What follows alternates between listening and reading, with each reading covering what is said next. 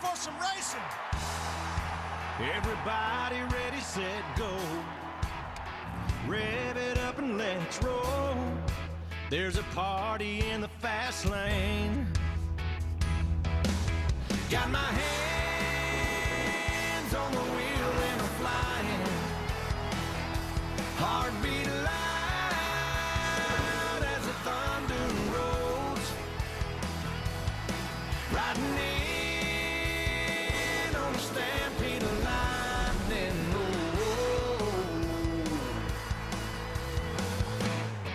I'm bringing back the sunshine. Bringing back the sunshine. Baby, it's about time. Oh, bring it back. Oh, yeah.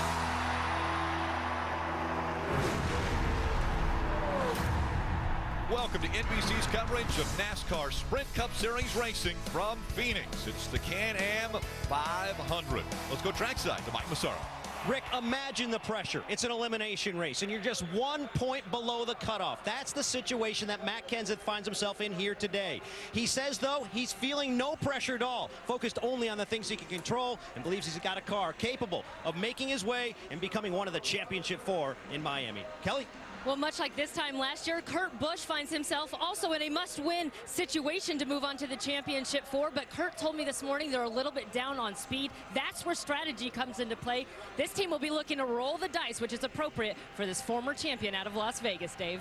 Denny Hamlin is in his 10th chase, and he's been in all 3 with elimination, so he understands the pressure. Today, he starts 5th, hoping Phoenix is his road to Miami. Marty? Well, Dave, we talked all day long about how this is Kevin Harvick's racetrack, and I can tell you this is his race car because this race car only runs at New Hampshire and here at Phoenix. It's already won in the chase at New Hampshire, and it has 2 wins here at Phoenix so far. Time to get all the excitement underway and crank the engines here at Phoenix. And now, for the most famous words in motorsports, please welcome your Grand Marshal, inspiration for the new motion picture Bleed for This, 5-time world champion, Vinny Paz. Drivers, start your engines!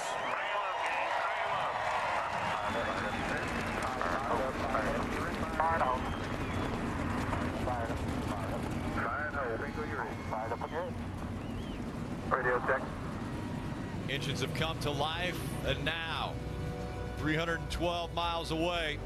6 drivers for only 2 spots. 4 will be eliminated at the end of the race today.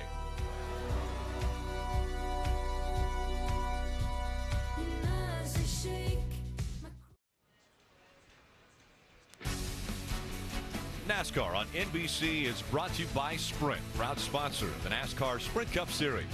Credit One Bank, the official credit card of NASCAR. And by Chevrolet, the most awarded car company 2 years in a row.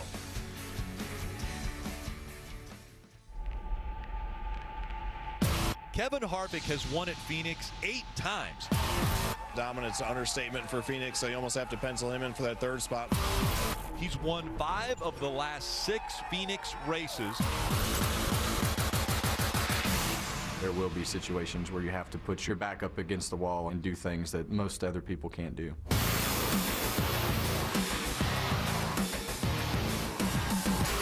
You got to raise your game. Everybody's going to, and you just got to raise it more than the other person. Welcome back to PIR. It is going to be a fast race, a short race, normally run under 3 hours. Sprint Cup Series racing from Phoenix. Let's take a look at the starting grid brought to you by Nationwide. Up front, a couple of young drivers. Alex Bowman got his first career series pole. He's from Tucson, Arizona. Kyle Larson will be starting next to him, the 24-year-old out of Elk Grove, California. In row 2, we have another young driver, Chase Elliott, starting next to Joey Logano. Joey's the only chase driver without a Phoenix win. In row 3, we have 2 chasers. Denny Hamlin, only 2 points below the cut line. He'll start next to Kevin Harvick, 18 points behind in a must-win, but with 8 wins here at Phoenix. Back in row 4, it's the future of NASCAR. Austin Dillon, 26-year-old out of Welcome, North Carolina, and Ryan Blaney, the 22-year-old out of High Point, North Carolina. In row 5, we had Jamie McMurray. He's starting alongside Matt Kenseth, who's a former winner here at Phoenix. In row 6, we find the first driver who's guaranteed to be in the championship 4 in Miami, Carl Edwards, with his win at Texas. He'll start next to Kurt Busch. Back in row 7, it is Kasey Kahne. He won back in November of 2011 here in Phoenix. And Brad Keselowski, former champion. In the row behind them is Ryan Newman, who has one Phoenix win here in 2005, starting next to Danica Patrick. In row 9, we have 6-time champion Jimmie Johnson, who will also compete for a championship in Miami, starts next to A.J. Allmendinger. Back in row 10, chaser Kyle Busch, the 31-year-old out of Las Vegas, Nevada. He has one Phoenix win, but that was way back in 2005. Row 11, we have Ricky Stenhouse Jr., Casey Mears. Row 12, Trevor Bayne and Greg Biffle. Back in row 13, Tony Stewart and Michael McDowell. Row 14, Eric Almirola, Landon Castle. Row 15, Regan Smith and Chris Buescher. Back in row 16, it's David Reagan and Matt DiBenedetto. Row 17, Brian Scott and Clint Boyer. Row 18, we have Jeffrey Earnhardt and Michael Annett. Back in row 19, it's Gray Galding and Reed Sorensen. In row 20, DJ Kennington and Martin Truex Jr. did not pass inspection before qualifying. All right, guys, we're going to ride along with a few different drivers. Take us through them. Well, first we have always energy-filled Clint Boyer. He'll have the 5-hour energy onboard camera. And we're riding along also with Kyle Busch. He has a Toyota in-car camera. And the guy that everybody's chasing here this weekend, Kevin Harvick. It's going to be a pressure-filled day for Denny Hamlin. Starting in row 3, he'll have the Sprint onboard camera. Another competitor right at the cut line, Joey Logano, will start in the second row with the Ford onboard camera. And could we be riding along with Alex Bowman as he gets his first Cup win with the nationwide camera? Not only do we drive along with these race car drivers, but we're also going to be high above the racetrack. Our aerial coverage provided by our partners at Smithfield Foods. I want to take a closer look at Phoenix International Raceway with today's GE Track Facts. This race, as I mentioned before, very short, 312 laps, 312 miles. The pit road speed 45 miles per hour. The fuel window definitely going to fluctuate today. 85 to 90 is how far they can go. But Steve, a lot of guys are going to make that number be advantageous for their strategy. Well, it's going to be all about strategy, and that Sunoco fuel will be tested because these durable Goodyear tires allow these competitors to try to run a little bit longer, get creative, and with 2 drivers with must-win situations, I think we're going to see some creativity on pit road. Before the green flag flies, let's go back down to pit road. Mike Massaro. Rick, almost immediately after clinching a spot in the round of 8, Jimmie Johnson said he wants to keep the pressure on his team despite moving on. That's the same mantra now, despite the fact that he already is in the championship 4. You saw it throughout the course of the week, the team thrashing during practice to get this car dialed in. Jimmie feels like he's got a car capable of winning, but he's got some work to do. He rolls off 17th today, Kelly. Last week's win assured Carl Edwards will also be competing in the championship 4. And while this weekend's been a little bit more relaxed, doesn't mean this 19 team doesn't want to win. Crew chief Dave Rogers told me back-to-back wins would give them a huge wave of momentum headed to Miami. And if they were to win, that could potentially allow 2 of their JGR teammates to get through on points. Dave? And Kelly, on Friday, Kyle Busch was asked if he would move one of those teammates on the last lap for a championship 4 spot. His one-word answer, absolutely. These teammates who have worked so well together now know it's all about them, themselves. Marty? Dave, I talked to Joey Logano right before he climbed in the car. I said, are you nervous? He said, are you kidding me? I live for moments like this. The more pressure, the better for our 22 team. He said, I think what's going to happen today is those 3 Gibbs cars are going to be so worried about each other and racing each other that we're going to be able to slip through. Can Joey Logano make it to Miami with a second shot to win a title? We'll find out in about 312 laps, Rick. Dave referenced the fact that the Joe Gibbs Racing drivers were all asked on Friday what they would do if they were put in a situation they were racing against a teammate. Would they move him? This is what they had to say.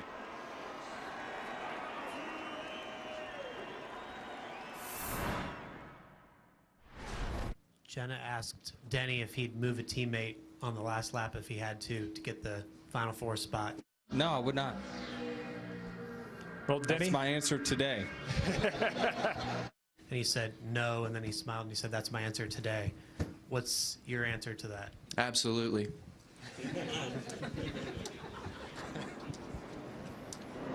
So that's what they had to say in the press conference. As a matter of fact, the Joe Gibbs Racing drivers all took a little hike, went up to Squaw Peak as a team. The 4 of them all went up there. And then as they were coming back down, Denny Hamlin took a picture of the 3 competitors, his 3 teammates that were in front of him, and he said, you know, it'd be awful easy for me just to nudge these guys right now, and I would secure a spot in the chase. There's not enough spots for all of them in Miami. You know, some of them are going to have a chance, right, and some aren't. And you've got to be selfish. It's that time of year you got to be selfish. If you want to win a championship, it's time for you to focus on you and your team. Well, that was Friday and Saturday. This is race day. So much for the humor, so much for the joking, so much for the teammates. We're getting ready to drop the flag and see which one of these Joe Gibbs drivers are willing to do whatever it takes to have a shot at a championship next weekend. It all comes down to this, the elimination race. Who will advance to the championship 4 in Miami? Out front, leading the field for the first time, Alex Bowman, Kyle Larson. Green flags in the air.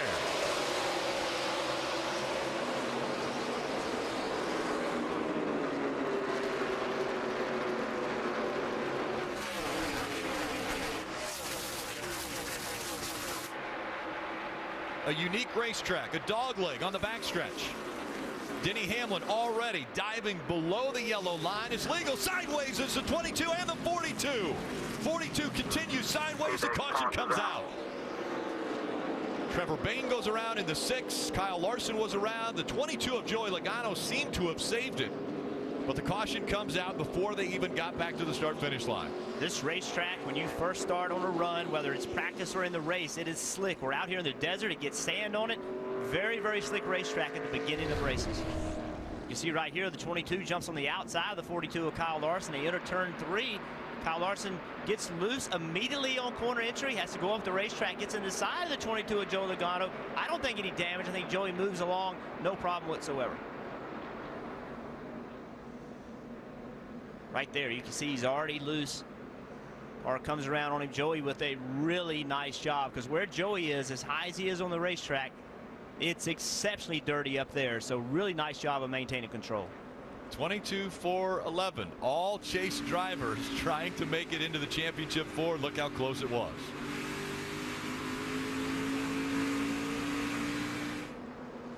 Right along with Joey. Ford looking back on Joey. You can see as soon as the 42 got his left side tires below that yellow line, the car immediately got loose. And we're going to see drivers below that yellow line all day today. That's a groove that you can run at this racetrack. But again, early in the race, these tires don't make a lot of grip on the first lap. The track's exceptionally dirty. It's the hardest it is to drive right off the bat on a green flag condition. I mean, Joey Logano got very fortunate that Kyle Larson stayed in the gas and didn't save the car, but drove it down the banking. If he would have continued up the banking, I'm not sure the 22 would have had any option but to get into the outside retaining wall. The only real damage I see on the 22, a little bit of concern maybe on that left rear tire. It seems like the Goodyear is rubbed off. We'll have to just make sure it's able to keep air in it. It's lap 2. I mean, you know, it's over 300 laps left, 310 laps left, and already we see the intensity of this race and this racetrack, what it allows you. We see a lot of side-by-side. It's short track action and right in the middle of chase contenders. Very close call. Could have been huge, especially for 3 drivers all fighting for the championship 4 and the 2 remaining spots. We'll have the restart when we come back. Welcome back. The 22 was on the outside of the 42. Potentially, maybe a left rear tire that might be going down. Well, we have to take a look at it. You see the Goodyear lettering is missing. So as we come to the restart, we're going to have to watch this 22 and see if that left rear tire can continue to hold air. Back into the restart zone. Back to racing.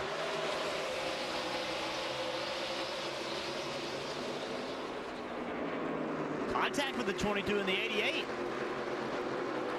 88 goes up the racetrack. Here comes the 4. Kevin Harvick. We knew he'd be coming to the front. We didn't know how early it would be. I think that's what's going to make this story so great all day long, Rick, is not only is it 1 point here or there to make the chase, but with such competitive race cars, that 1 point is going to be in the top 5. We're not talking about running inside the top 10. That's not going to be good enough in my mind.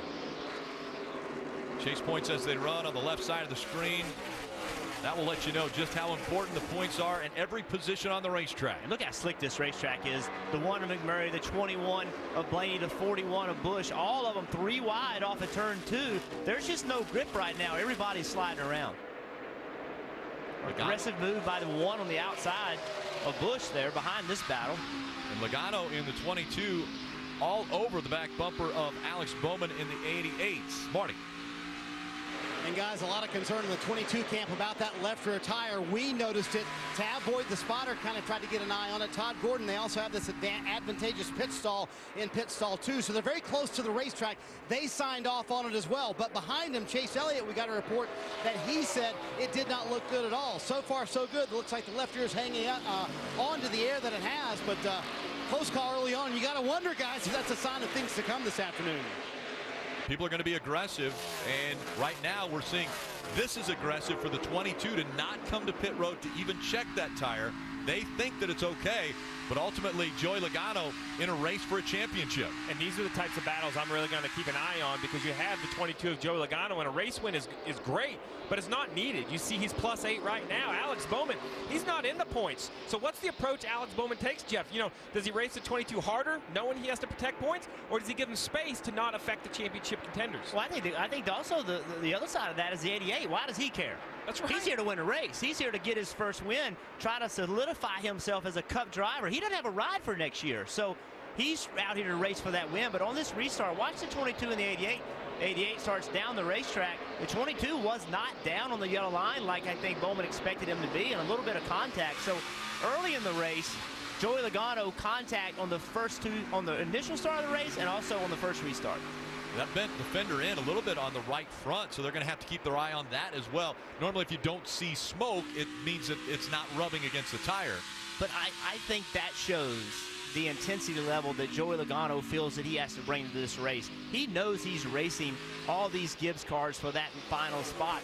He knows if he wins this race, he's moving forward no matter what they do. He has to assume that Kevin Harvick or someone else is going to win this race, and if that's the case, he has to finish in front of everybody to have a shot. Well, it's not just about Alex Bowman. He's not the only young driver that's trying to make waves in this chase. You look right behind them, Chase Elliott in the 24. He bypasses Denny Hamlin, and the last couple laps, he's been the fastest car on the racetrack as he tries to run down the front three. As I was walking through the pits yesterday, I ran into Edsel Ford. He was here, and Edsel Ford made the comment, "I'm nervous. I want to see our driver, Joey Logano, get into this chase." He said, "I know that he's our best shot at it. We want to see him run for a championship." So even Edsel Ford is here cheering on that 22. And maybe seeing a little bit of smoke coming out of that 22. It's hard to see here with the glare. But they've got to keep their eye on that left rear. Take a look. Let's just see how close it is to that quarter panel. As they already run such low air pressure. That's really the issue. It's hard to know if the tire's losing air because it has so little air in it when it starts, Marty. And I checked in with the team, and they say a thumbs up so far, and they have had some smoke, and that's from where they think there's a little left rear damage, but not much on that left rear tire. Nothing to be concerned with. That was very early in the run. Since then, it's kind of gone away, but it's a gamble, isn't it, Steve? But as a crew chief, you know, do you leave him out there? Do you pull him in? That's what you got to go through your head. Todd Gordon making the decision to leave him out for now. They think that left rear is going to be fine for this whole run. Well, the entertainment value is going to be pegged today because the points are so close. There is nothing to protect. Joey Logano doesn't have a 15-point lead. Come to pit road, make sure it's safe. Safety is not going to get him anywhere at the moment. There's just too tight of a battle between really him and 3 other Joe Gibbs cars. It happened on lap number 1. The pressure escalated for all 6 of the chase drivers, but maybe more so for Joey Logano.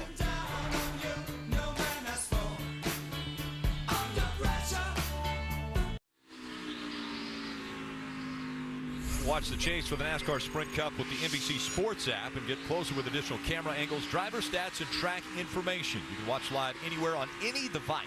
Find out more at NBCSports.com/live. Welcome back with Alex Bowman out in front. Has about a 1.3-second lead over Joey Logano, who continues to run second. And all eyes are on the left rear tire and the right front tire of that 22. Now we'll want to listen in to spotter communication from the 19 team. Hard to tell. The 2 is on our door. I think it's just tight in the center down there. Tighter than the 48, 18 of those guys. I don't think it's terrible. He had a good run, and the 2 just got on his door out there, so it's smart. That was spotter coverage presented by Liberty Mutual Insurance, helping drivers worry less.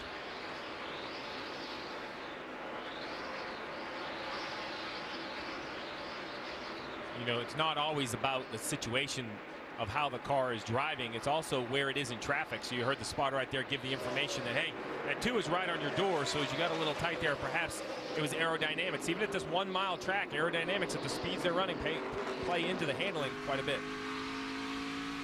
Take a look at Denny Hamlin, has closed the gap between himself and the 4 of Kevin Harvick. We mentioned at the top of the show, Kevin Harvick, incredible success at this racetrack. 8 wins. He's won 5 of the last 6 races here, 3 of the last 4 chase races.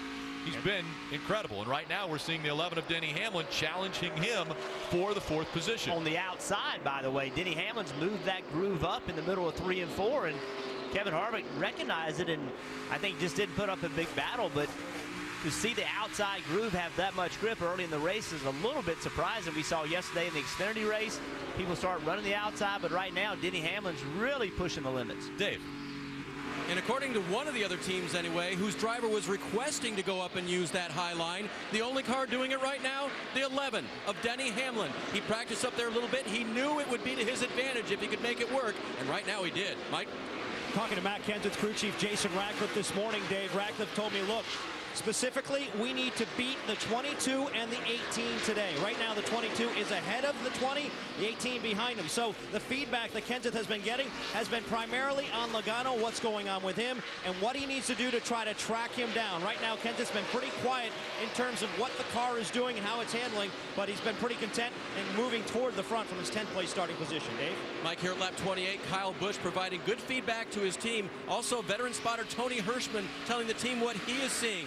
Right now, according to the driver, nothing crazy with the 18, but a little bit tight across the center. He did point out, though, the spotter did, that Kyle is beating some other cars on entry. So different parts of the corner, Kyle's car is better. This is going to get interesting. The 3 of Austin Dillon in front of the 4 of Kevin Harvick. A week ago, those two traded words. A little bad blood was revisited between Austin Dillon and Kevin Harvick. And now racing for position on the track, Austin Dillon took the spot away from Kevin Harvick. Yeah, it was more than just words they traded last week. There was contact for sure. That 4 and the 3 got into each other on the Exeter turn 4, sent Austin Dillon into the wall at Texas. Austin Dillon very unappreciative. He felt Kevin Harvick had options, didn't have to run him over. Kevin Harvick apologized, but I don't believe that cooled off the situation. 4 seems to be falling back now as he's drifting back. It was fighting for 3rd, and now he's fallen all the way back to 6th, and it looks as though the 48s and the 20 right there challenging for that position from Harvick. Marty? Guys, talking about the Austin Dillon situation, you mentioned that Kevin Harvick did send a text to Austin Dillon. That text was not returned. Kevin Harvick also called Slugger Labbe, Austin Dillon's crew chief, to apologize. Those two did talk, and he said, I don't know how Austin's going to handle it, and that's what Kevin said this weekend, too. I don't know how he's going to handle it. It's really up to him. So far, so good. In terms of the handling of the 4 car, it's been a very uncharacteristic Kevin Harvick Phoenix weekend, struggling with the handling on that race car. Finally, in the last run of happy hour, they got it a little bit better, but right now the car way too loose for Harvick. Certainly not the feel that he wants inside that 4 car. Let's take a look at how Austin Dillon was able to get by the 4, Kevin Harvick. Just drove underneath him off turn 2, and Kevin Harvick really didn't put up a fight right here. Kevin could have driven in the corner harder and tried to run on the outside, but I think Kevin is in full defense mode right now. His car is not handling very well. At that point, the 48 and the 20 were right behind him, and the 20 actually was getting ready to make a move on Harvick, and then the 48 made a move on the 20. So now he's under assault by Jimmie Johnson. And right now, Kevin Harvick 18 points behind Denny Hamlin. And remember, Matt Kenseth right now is 3 points behind where he needs to be. So, you know, the 48 getting by him, there's the 4 and the 48. Both of those are points. That's 2 points right in front of him. So that's how Matt Kenseth is thinking about this racing right now, is that's 2 points I need to make sure I can go get. When you talk about points, Joey Logano's doing a very nice job in the 2nd position. You know, we talked earlier about that left rear tire having the Goodyear rubbed off from the contact. Well, now, you know, 28 laps in this green flag run, I think he's probably out of any sort of trouble as far as the left rear tire goes, but he's a little bit under assault by Chase Elliott for the 2nd position.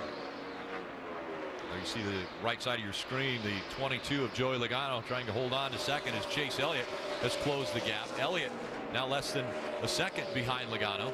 And on the left side of the screen, we have the 48 and the 4. They've been side by side for the last 3 laps or so. And then Matt Kenseth sitting there watching it. He's seeing Harvick make the outside work. The 48's faster than the 4, but Harvick's got a good enough run on the outside to hold the 48 back. So Matt Kenseth has been watching, and he has moved his line up to the outside. The weakest Gibbs cars today are the Kyle Busch and Carl Edwards. But Carl Edwards doesn't seem to bother him because he knows he's in the championship 4, but Kyle Busch needs to work on his car back in the 13th position.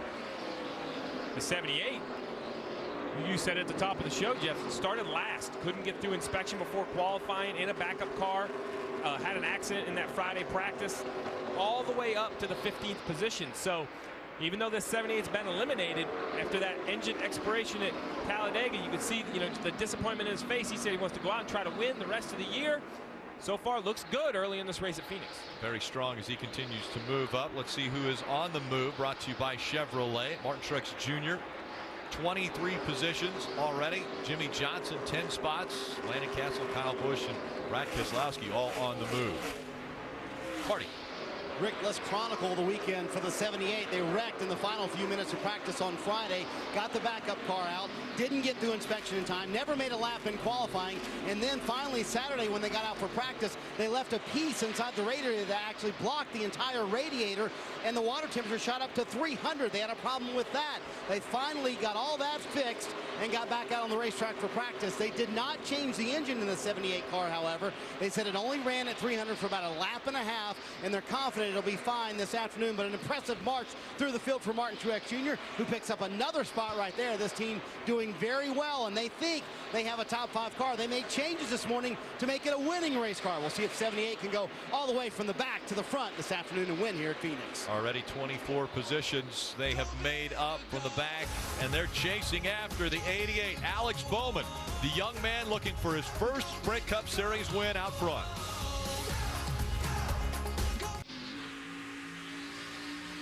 NASCAR Drive is NASCAR.com's live race day companion. You can select your in-car video or camera angle, access integrated driver stats, lap-by-lap commentary, and social conversation all in real time. You won't miss a lap when you visit NASCAR.com/drive on your personal computer now. Welcome back to the Can-Am 500 from Phoenix International Raceway. Alex Bowman out front working through lap traffic now. Joey Logano looking for any opening that he can get by and lead a lap here at Phoenix. Maybe take over that top spot, looking for a win and a secured spot in the championship 4 in Miami. Jeff, you and I were just having this conversation, though. This young man, Alex Bowman, not only has he really showed that he can be competitive in the 88, running well, sitting on the pole here, leading laps, but his decision-making through lap traffic has really been impressive. There have been times that have been too wide or staggered too wide, and he seems to be very patient, pick the right lane, and even though Joey Logano got close to the 88, he hasn't been able to really mount an attack for the position. Yeah, and they make it harder on the leader because with the leaders coming, they don't want to get that lap down, so he's done a really nice job, and actually once he got a little bit clear, they were too wide in front of him, with nowhere to go, but once they got single filed, he actually pulled away from Joey Logano. So listen, this kid is making himself known among car owners. Somebody's going to find a way to sign this guy. Yep. Rick Hendrick may be trying to find a way to sign this guy. I don't know what he can put him in, but he's shown so much talent and so much ability, you just can't ignore it, and there has to be a place for him. Marty. And guess what? He's available for 2017 should a car owner want to sign him for the future. And it's so impressive because here he is in his home state. He's from Tucson, Arizona. His entire family still lives there. He has tons of friends and family here today. First time he raced here at Phoenix, he was 7 years old. He was in a quarter midget out in the parking lot. He told me today, I never dreamed I would be at the big track inside racing a Sprint Cup Series car, much less leading all these laps. And he's led every one so far today, Dave. Marty, do you remember last week how sick Chase Elliott was? Well, I talked to his Hall of Fame father in the garage area this morning, and Bill said, yeah, I didn't believe it. He was as white as my legs. That's, more than I needed to know. But he was going to stay in the race the whole race, and he finished 4th that day, which was incredible. Today, he's a picture of health, and so is his race car, Rick. Yeah, running well up there in the 3rd spot, chasing after Joey Logano. Really close call between the 4 and the 2 coming off of lap 2 just moments ago. It was 4 wide. Take a look at this. Yeah, Kevin Harvick in the middle and Keselowski on the very bottom of the racetrack. It's a little nerve-wracking, 4 wide on a 1 mile racetrack. Then Casey Kane, he's like, he tries to get in there and he's like, oh, I better not, I got to lift. He lost tons of time. Door closed. Greg Galding in the 30 came down. Galding making just his 2nd ever Sprint Cup Series start. Again, that dog leg, a little bit of a crazy part of this racetrack because some will stay up on the track. Others will cut way below the apex of the dog leg on the backstretch. I think the big issue here is Kevin Harvick and the continuing fall. He is all the way back to 10th, 9th place now. Matt Kenseth, however, he's kind of fallen back with the 4 car. Seen a lot of guys get by both the 4 and the 20. Kelly. Kevin Harvick's teammate Kurt Busch also continuing to fall through the field. He was as high as 7th in this race now, running 16th, and he told me they were down on speed. His crew chief Tony Gibson telling me they've been really trying to work on the center. They haven't been able to roll this car very well. Kurt's been doing what he can with the track bar inside the cockpit, saying that he is tight and loose off, and then he had this to say. Whatever pace this is, the right front's just flopping around. There's no load. We're doing something massively wrong on long run speed. Good for him. Their biggest struggle, just this long run speed, Rick. And right now we're on a 48-lap green flag run as we see the 24 looking to the inside of the 22 per second. Chase Elliott way down the racetrack. Look how far he's down there. But look at what it did. I mean, that was 2 or 3 car lengths. Just completely cleared Joey Logano. Now the hard part, once you get down in the corner, you got to get it slowed way up in order to make the corner because your angle of attack is completely wrong. Rather than leaving the wall and turning left, you're almost going straight to get to the corner. Much more difficult to make the center of the corner that way. But he did make the pass, and so now Chase Elliott will try to chase down Alex Bowman for the race lead. 2 drivers looking for their first ever win in the Sprint Cup Series. We talked about it at the start of the show. All these Chase guys, this race means a great deal. It means a championship. But first and second, 2 young drivers never won a Cup race. Winning your first Cup race is huge. It's monumental. So this race means as much to them as it does everybody else. And bragging rights. In Hendrick Motorsports, the one Chase eligible driver they had left, Jimmy Johnson, won at Martinsville, and he's on to the championship 4, but they still have 3 other cars. And I think they want to prove, they've heard all year long about how good those Joe Gibbs Toyotas were. Even though the 24 Chase Elliott, the 88 Alex Bowman aren't in the championship battle, I think they want to prove a point. Talked about drivers on the move. Tony Stewart definitely on the move. He's moved up 15 spots. Tony Stewart embarked on his journey in 1999. From our partners at Coca-Cola, here's a special message to you, Smoke. It's been a great ride, and we're not finished yet. NASCAR is brought to you by the Mercedes-Benz Metris. Only the Metris stacks up. A mid-size commercial van from Mercedes-Benz. Mercedes-Benz vans born to run.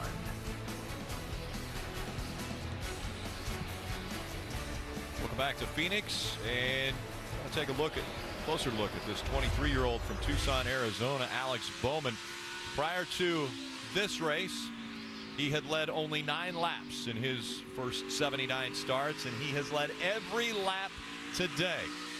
Sprint's network reliability now within 1% of Verizon. Switch today, save 50% on most current Verizon, AT&T, or T-Mobile rates. Visit a Sprint store or sprint.com/network today. Rick Hendrick has to be pleased. Hendrick Racing has all 4 cars right now in the top 12.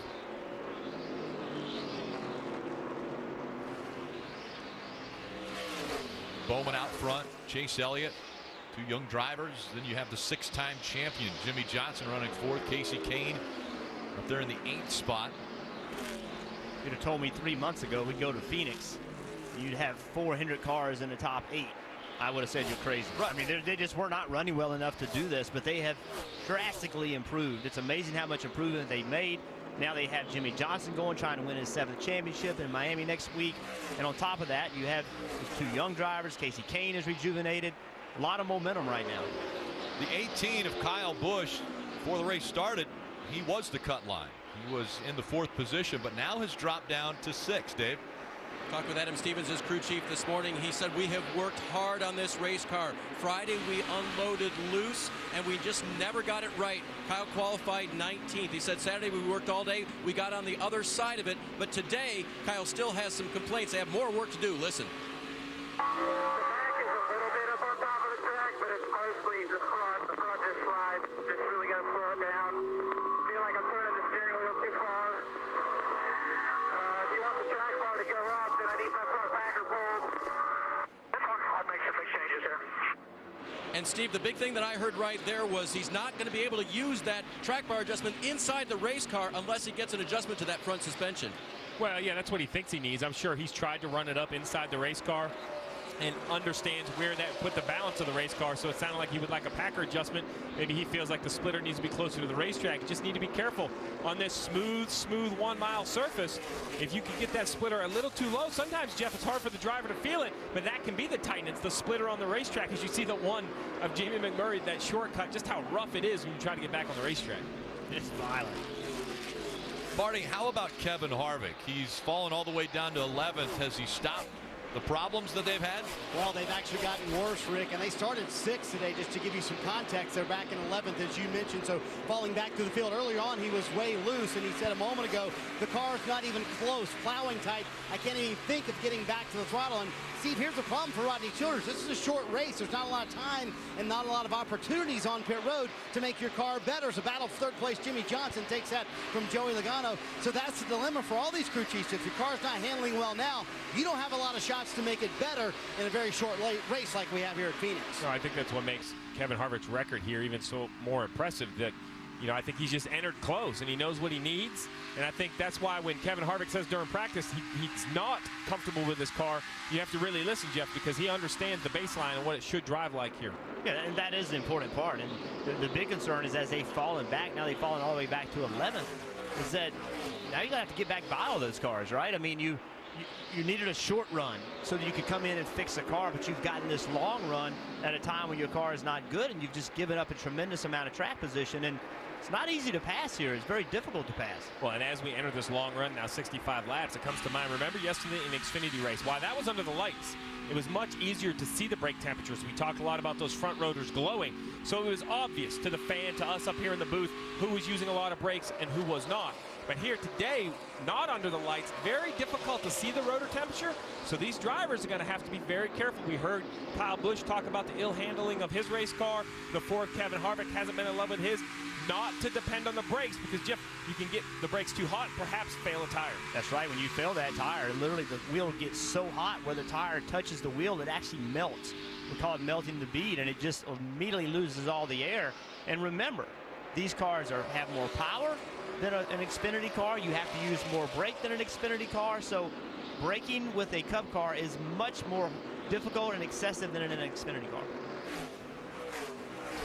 And side by side for position, Kyle Busch in the 18 on the inside of the floor of Kevin Harvick. Harvick about to lose another spot. You know, the problem that, you know, so if you're at the 18 of Kyle Busch, the 4 of Kevin Harvick, that you just don't have a lot of options. Why you want to try to get to pit road to fix your car. This track is so small, pit road is so long, they're far enough behind the leader. They're just going to have to wait for the leader to pit and pit with the leader. I think coming early, while we talk about risk, that doesn't work, because if they pit now, this 88 Alex Bowman will put him 2 laps down. Coming into this elimination race, the storyline was definitely all about the 6 drivers in 2 spots. But right now, Alex Bowman, after winning the pole, has started to steal the show. Maybe the headlines will read, Alex Bowman wins his first race at Phoenix. Green flag pit stops are starting. Let's go to Dave. Kyle Busch begging to come to pit road. He knows he's abused those front tires with the condition of the race car. He said, I feel a tire shake, not a brake shake, but a tire shake on the right front. I'll call it if you want me to. Adam Stevens gave him about a lap and then brought him to pit road. Big adjustments, Marty. Kevin Harvick had one word at the end of that run, Dave. He said, unbelievable. Just in disbelief about how poorly the 4 car is handling wedge adjustments on both sides and big adjustments on both sides to free that car up. And a problem on the left rear getting it on. Dave, cautions on the racetrack now. Caution has come out. The 42 of Kyle Larson spun trying to get on pit road. And I think Ryan Newman And Larson, I think trying to get on pit road, had a lot of cars getting on pit road at the same time. And I think Newman gets into the back of the 42. You see Newman has the car locked up trying to get slowed down and just didn't get slowed down. Ends up spinning the 42. Lucky none of them got into that wall. Newman hit the commitment cone. Kyle Larson didn't get to the commitment line, turned around, went back out on the racetrack, and then the caution came out. A few cars were on pit road when the caution came out. Yeah, and I think that's the important thing. The 88 of Alex Bowman had yet to pit. The 48 of Jimmy Johnson was running third. He's now second. He had stayed on the racetrack. So the leader is still the same. It's really now a question mark of the cars that were on pit road. Especially the chase cars, Carl Edwards, Kyle Busch, Kevin Harvick, where they're going to be scored, how many laps down they're going to be. So we're going to have to see here shortly how the scoring ends up. It's a big racetrack for, it takes a while to get around here. Right. So, 28, 29 seconds. As you mentioned, the 88 of Alex Bowman had yet to come to pit road, so he is still the race leader, and the pace car picks up the race leader as they come out of turn number 1 and into turn 2. And so the pace car is now in front of Alex Bowman, and they'll make sure that scoring-wise everyone is in the correct position before they open pit road. Pit road is immediately closed as soon as the caution comes out. So I think, fortunately, this one is going to end up relatively simple. We have a handful of cars in the lead lap. Alex Bowman's the leader, Jimmy Johnson, Joey Logano, Kenseth, another chaser, Kurt Busch, who's having a rough day, but he's now in the 7th position because of the timing of the caution. They're all going to pit when pit road's open, come make adjustments. And then there's a slew of cars behind them that have already pitted. They should end up being behind the pace car in front of the leader, so they'll be eligible for the wave by if they don't come to pit road. We'll have to confirm that after we see who pits and who doesn't. Remember, if you pit, you're no longer eligible for the wave by. So very important for the crew chiefs and the drivers to understand where they're scored on the racetrack. While they're working on scoring, you can gear up with the pit crew and get the latest NASCAR t-shirts, hats, and diecast at the NASCAR.com Superstore. Visit NASCAR.com/Superstore today for all your favorite drivers' gear. The free pass is going to be the 14 of Tony Stewart. He had gone a lap down, was running 10th. Well, then the real question I had was Martin Truex, how lucky did he get? Well, you see right here the 88. This is the pit outline. The 88 is passed, then the 78 pits. The 78 almost hit the lottery like Denny Hamlin did at Martinsville. He was on pit road when the caution came out. He was that close, really, to have servicing his race car and be on the lead lap. NASCAR confirmed that. Camera said, listen, you were close, but no cigar, moved him right behind the 88. Won't be a big issue for the 78. He'll just have to take the wave around. So he'll be back on the lead lap eventually, but he thought he hit the lottery. Service and stay the race leader, that's the best thing that can happen when this situation occurs. And pit road is open. We'll see the lead lap cars diving to pit road now. Mike.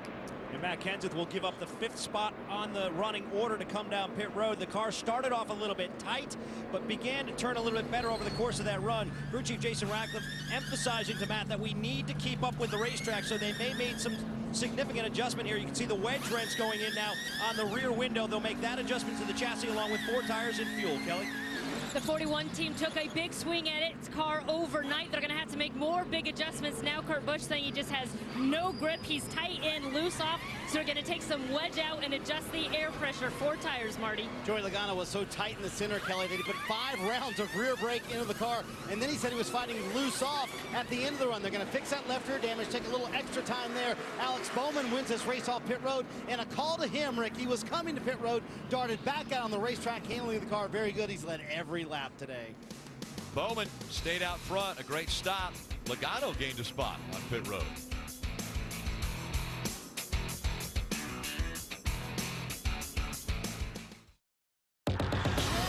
Jimmy Johnson makes his run for a record-tying 7th championship, rising to the ranks of the most revered legends of the sport.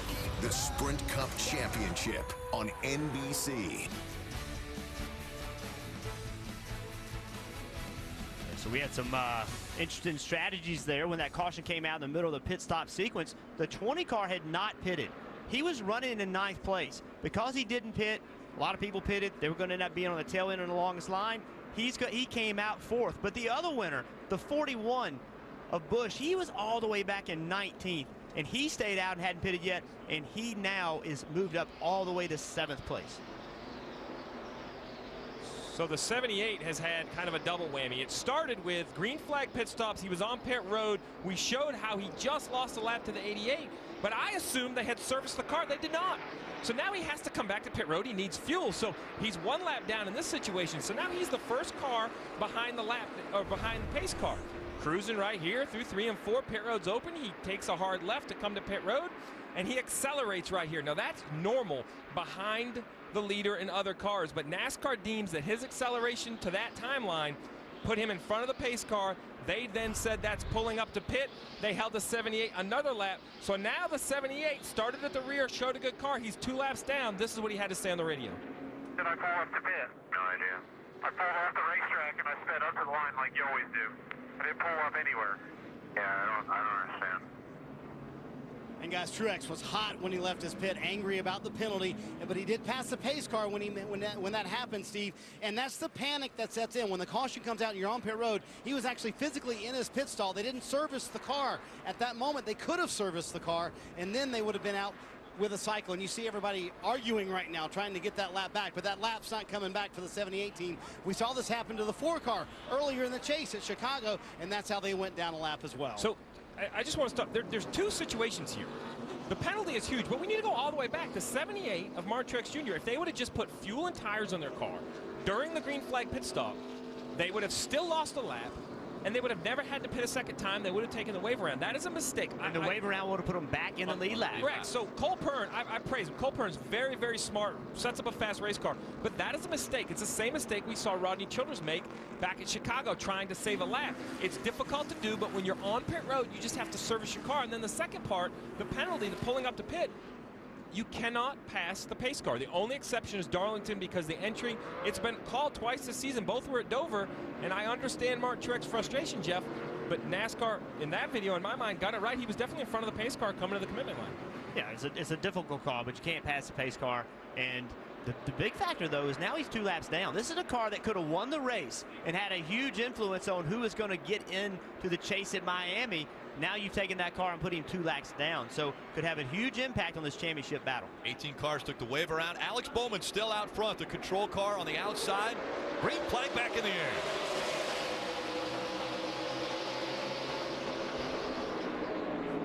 Joey Logano trying to get the nose underneath that 88 as they go through 1 and 2.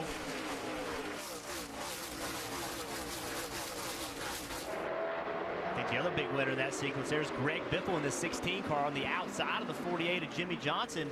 He won big time in that sequence as well. Now these are tense moments when you look at cars like Danny Hamlin, Carl Edwards, Kyle Busch, and Kevin Harvick, who have to start way back in the field while they are still in the lead lap. They're in very heavy traffic. And Harvick's all the way back in 19th place. So big loser. We talked about the winners, but the big loser, Kevin Harvick, back in 19th. Harvick in a must-win situation. As far as the points go for the top 4 in the chase, Kevin Harvick currently 33 points behind the 20 of Matt Kenseth, who's in 4th in the chase point standings.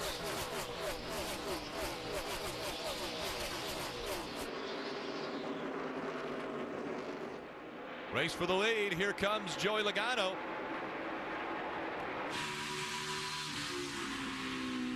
Heading into turn 3, Logano looking at the outside now, the 88 of Alex Bowman. Alex Spotter's got to be letting him know he's on the outside of him. He did a good job. Joey Logano leads that lap. That's a bonus point for Joey Logano. And Joey Logano looking for those points, and yet he's got the lead and may be looking a lot harder now at the win at Phoenix. And think about that. That really struck me, the trust Joey Logano had in Alex Bowman to drive to the outside of him on the Exeter turn 4. He knows how difficult that is here at Phoenix. For a young man with not a lot of experience up here leading laps, Joey Logano really put the faith in him when he drove to his outside. And also a young man that doesn't want to give up the lead, right? Trying to win his first win. You know how intense he is. He doesn't want to give that lead up. So really nice job of managing that by Alex Bowman and his spotter. Joey Logano's never won at this racetrack. He's finished third twice. The most recent was last year when he finished 3rd. But the 26-year-old out of Connecticut has never won at Phoenix, but looking to win and secure a spot in the championship for today. And we keep talking about Alex Bowman, and you know, listen, this isn't his first race. He has raced a lot of Cup races, but not in this kind of equipment. And it's a completely different environment when you're contending for wins versus running around in 28th place. So this is new territory for Alex Bowman. He ran the full 2014 Cup season for BK Racing, and then Tommy Baldwin last year, the full Cup season, then became the substitute driver, the fill-in for Dale Earnhardt Jr. when he had a concussion. And he has filled in very valiantly this season. Matt Kenseth trying to take advantage. You know, they caught a break. Winning championships and contending for championships, you have to have some breaks along the way. The first break of the race, we talked about it, the 20 car, running back in ninth, called the caution just right. Used some discipline, not pitting early. Now he's battling in third place and trying to get by Bowman for second. That's a big break. That now has moved him 8 points to the good and going to Miami for a chance to win the championship. Want to take a look at this week's Ford Drive to the Championship. Joey Logano, as I mentioned earlier, Edsel Ford here cheering on the 22 of Joey Logano, hoping he makes it to Ford Championship weekend. Best finish in the round of 8 for Joey Logano, a second at Texas. Top 10 finishes in the 5 of the last 6 Phoenix races for Joey.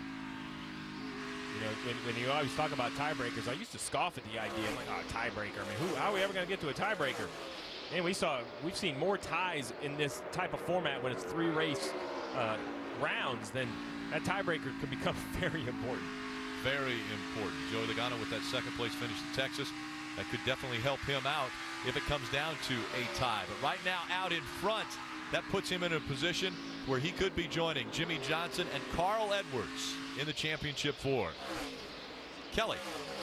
Rick, that caution played out nicely for the 16 of Greg Biffle, who is making his 500th consecutive start here today in Phoenix. He's never won here, but he's finished a runner-up 2 times. When I asked him this morning what it meant, 500 straight starts, he said, you got to kind of pinch yourself sometimes. It feels like it was just yesterday that I got started in this sport. Now, 13, 14 years later, you can hardly believe it's been this long. This team has not performed as well as they'd hoped this season, and hoping to close things out on a high note starting here in Phoenix. Greg Biffle, 19 times a winner in the Sprint Cup Series. None have come here, but Greg Biffle was actually found in this state by Benny Parsons. The broadcaster saw Greg Biffle at this racetrack, said, this young man is somebody that we need to have in the Sprint Cup Series in NASCAR because he's very, very good. Jack Roush decided, you know what, I want Greg Biffle to be driving for me. Yeah, very frustrating last 3 years, just not the performance from Roush Fenway. And Greg, certainly with his age, has less driving ahead of him than he does behind him, and trying to find a way to extend his career, but like he said recently, only in a car that can be competitive. Joey Logano out in front. Penske has only 1 win here in Phoenix. That was Rusty Wallace back in 1998. Logano's out front.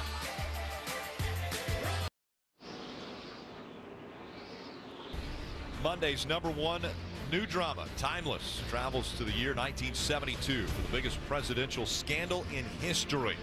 All new Timeless tomorrow, 10 p.m., 9 p.m. Central on NBC. Joey Logano still out front, has a little over a second lead over Alex Bowman. Mike Massaro. Well, Rick, as we get closer to the season finale, we're taking a step closer to the ending of what will surely be a Hall of Fame career for Tony Stewart. And to commemorate that particular moment, he's wearing a special helmet today. I looked at the helmet before he got in the race car, and it's got a caricature of him on it, but more specifically and more poignantly, it has the words, "1 to go." He very much understands that his career is coming to an end in Homestead, Miami. He has a goal. He would love to get win number 50 in his career. He feels like today may be the best opportunity. He had an early incident where he got involved in the early skirmish, had a little bit of damage to the nose, but has recovered nicely and is making his way toward the top 10. Still has his eyes on potentially cashing in another victory. Absolutely right, Mike. A Hall of Fame career that Tony Stewart has put together. Want to get some updates on the drivers? Let's start with Marty. And guys, in the meeting earlier this week with Joey Logano and Todd Gordon, his crew chief, on Tuesday, he said, listen, all we have to beat this weekend at Phoenix is the 11, the 18, and the 20. Right now, Joey Logano is beating everybody on the racetrack. In the lead at Phoenix at a racetrack, as you mentioned a moment ago, Rick, where he's never won. Pretty good right now, he says, just a little bit tight in the center. Mike. Talking to Jimmie Johnson's crew chief, Chad Knaus, this morning, getting an assessment of how he felt about his race car. He said, well, I'm happy. It's a lot better than in the spring. At least we started this race with the same car we started the weekend with. Remember, back in March, he started from the back of the field in a backup car, made his way to an 11th place finish. Today, he started 17th and is all the way up inside the top 5, been running very well throughout the course of the afternoon. Meanwhile, one of the bubble drivers, Matt Kenseth, speaking with him this morning in regards to what was at stake. You would never know there was a championship berth on the line. Very calm, very even keeled. Speaks to his maturity behind the wheel. The same can be said for the 20 team. Lots of the guys who work on this car have been veterans of the sport, and they know they've been here before, aren't letting the pressure get to them. Kelly? Kurt Busch and this 41 team had been the model of consistency this season, rattling off top 10 after top 10, but performance seems to have been dropping off, especially here in the chase. When asked about it, Kurt said he thinks that they've been doing the same job and expecting to produce the same results. He said, maybe we just haven't done enough to advance our setups throughout the summer. They're running the same setup today that they ran here in March. He was helped out by that timely caution, now running 7th. It sounds like the changes they made on pit road have helped, although he's still struggling with drive-off, Dave. Kelly, yesterday in practice, we showed a couple of moments for Denny Hamlin on this racetrack that were a little bit unsettling. I asked his crew chief, Mike Wheeler, about those. He said, yeah, the car wasn't predictable, and it wasn't race-friendly, so we made a lot of changes to make this car better. On that last stop, it was a little loose off, so they made a track bar adjustment for Denny and 4 tires. Now, you remember we were reporting about Kyle Busch's car being very difficult to turn, possibly overheating that right front, possibly damaging it, and the driver even saying he felt something he didn't like. When that tire came off, it was worn down to the wear marks, but there was nothing wrong with it. It went the whole distance, and you couldn't see any cord or anything, Marty. Dave, I go back to the word Kevin Harvick used at the end of the last run. Unbelievable. I don't think anybody expected this from Harvick today. They fell back to 19th after being on pit road when that caution came out. And the adjustments, 3 rounds out of the left rear. That's a massive swing trying to get this 4 car a little bit better. Rodney Childers told him a moment ago, we're doing a good job. We're much better on this run. Started 19th on this run, Kelly. Now he's in 16th. Carl Edwards already through to the championship 4. So his crew chief, Dave Rogers, telling me this race is about conserving energy. We can't get too excited, can't get too down. We just need to be smart, have a clean race. He said, I know we perform our best when we're rested, so he gave his guys a couple days off throughout the week, and he continues to stay on East Coast time to help him prepare for that race in Miami Homestead. Out front, Alex Bowman challenging for the lead once again. Joey Logano has been out front for 25 laps, but Bowman all over the back bumper again. Bowman continuing to impress. Young man started racing at the age of 7. USAC quarter midgets.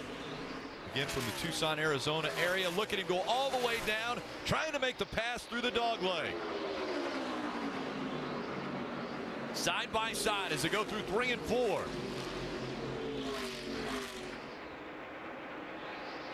Throw the 48 into the mix. Jimmie Johnson now getting by Bowman for second.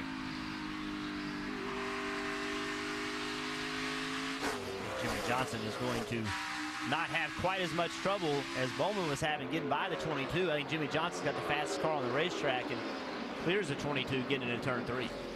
Johnson takes the lead away from Joey Logano and becomes just the 3rd different driver to be out front at Phoenix today. Your leader, 48. Jimmie Johnson, no stranger to victory lane at Phoenix. He's a 4-time winner at PIR and out front again.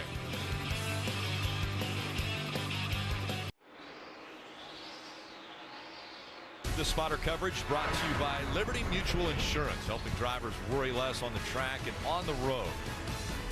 Spotters in a unique position at this racetrack. They are in turn number 1, so their vantage point is looking at the cars as they come toward them from turn 4 to turn 1. Yeah, it's a very difficult vantage point because typically they'd be standing on the front straightaway and you can see the cars, and when someone is next to you, in this situation it's very hard to determine if somebody is actually beside you or just a little bit behind you or just a little bit in front. So one of the more difficult places to spot at Phoenix. The shot really shows when they're down there in 3 and 4.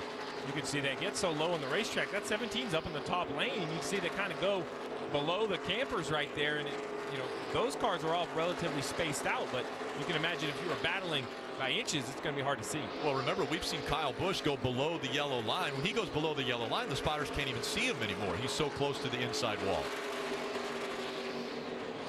Kevin Harvick also has taken that line many times, but today Kevin Harvick seems to be off as he's fallen to the 16th spot and stayed there.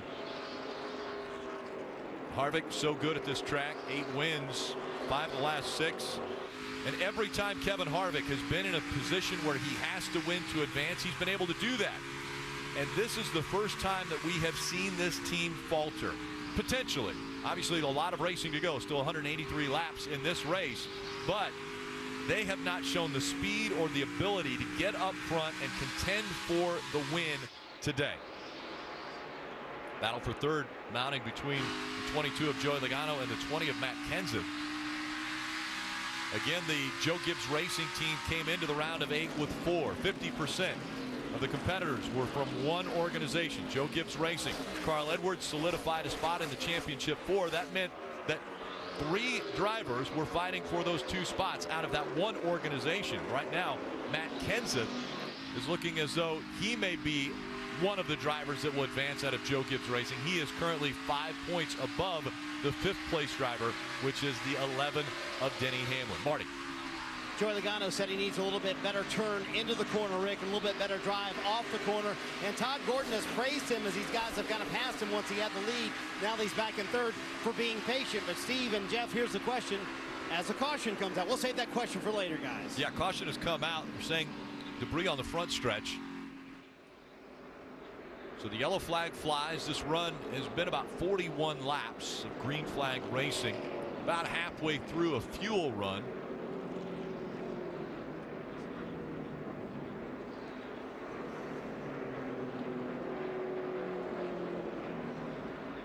So halfway through a fuel run, crew chief, do you try something here for track position? Can you do just 2 tires potentially to get out and get some track position? Oh, you absolutely can, and I think some cars are going to have to do something. I mean, they can't just continue to ride. You look at Kurt Busch in 10th, Kyle Busch in 12th. You know, they're going to have to work on a plan to try to get some track position. Kevin Harvick, I'm not sure track position can help him from the 16th position. I think they need to be looking at this opportunity that they still have 180 laps to go. They need to improve this car, get the car where Kevin Harvick can somehow get back to his old form at Phoenix and really truly be considered a race-winning car. Pit road is open. The 48 will lead the field onto pit road. Mike. And just behind him, the 20 car, Matt Kenseth hitting his pit stall. His crew chief adamant that they need to keep up with the racetrack. Kenseth said he was rolling 3 and 4 really well, and then it started to go away. So more wedge adjustment. You can see it has just been completed on the 20 car, along with a 4-tire change for Matt Kenseth. He's away. Dave? Joe Gibbs Racing teammates running up in front of their other one. There is Denny Hamlin in the middle, and on the top, Kyle Busch. Kyle Busch's car better. Keep going the same direction. As for Denny Hamlin, he told his crew chief, you got it a little bit better. Keep going that same way as well, Marty. Joey Logano told Todd Gordon, I felt like the car was a little bit worse in the center, a little tighter this time, but it was better on exit. An air pressure adjustment trying to free up that center off, and Joey Logano wins that race off pit road, Rick. Joey Logano gaining 2 spots with their 4-tire stop. Bowman holding on to second. Jimmy Johnson will fall back 2 positions.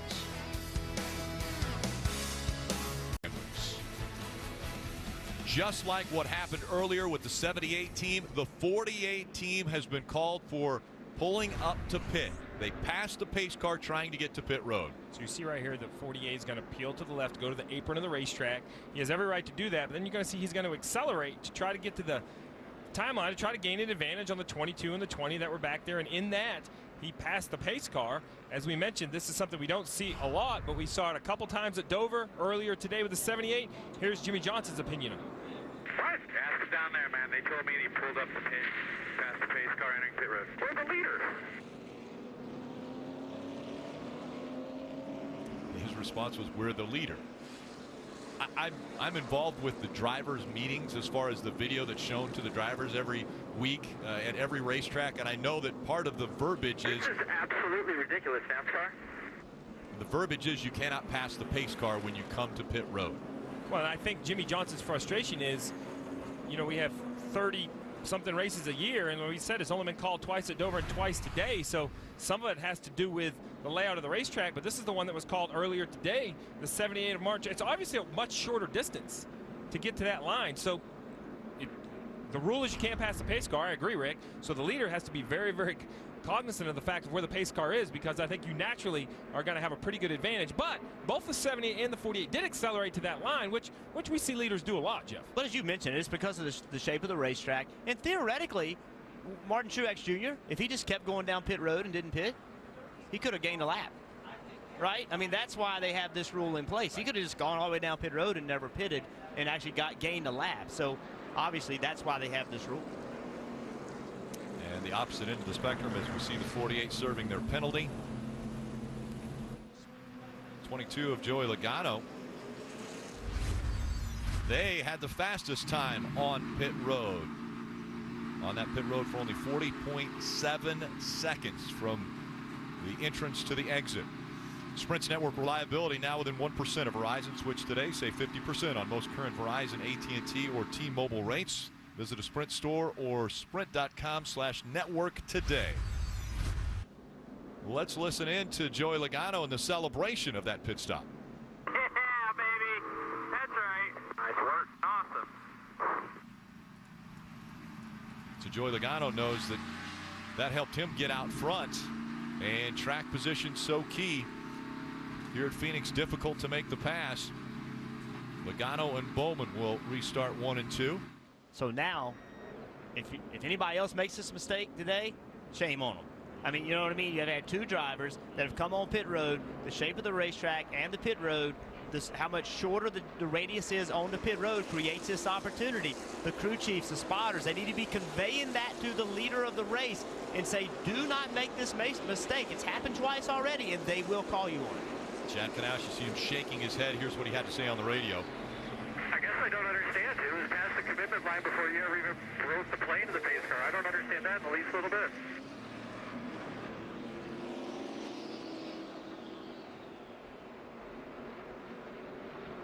So Chad Knaus's argument is that Jimmie Johnson was past the commitment line before he broke the plane of the pace car, which then you're allowed to pass the pace car on pit road. But if you look right here and you stop the video, he's clearly ahead of the pace car. So Jimmie Johnson's ahead of the pace car. The commitment line is all the way down here, farther down on the screen. So this is the commitment line that they're going to go over. I understand what he's saying. You're allowed to pass the pace car on pit road because the tight radius through 3 and 4. But in that situation, it looked like that he had passed the pace car before the commitment line. So I hear Chad's argument, but I don't believe the video agrees. We've already seen that penalty had been assessed earlier to the 78 team, and now it was assessed to the 48. Joey Logano and Alex Bowman making up row 1 as they enter the restart zone.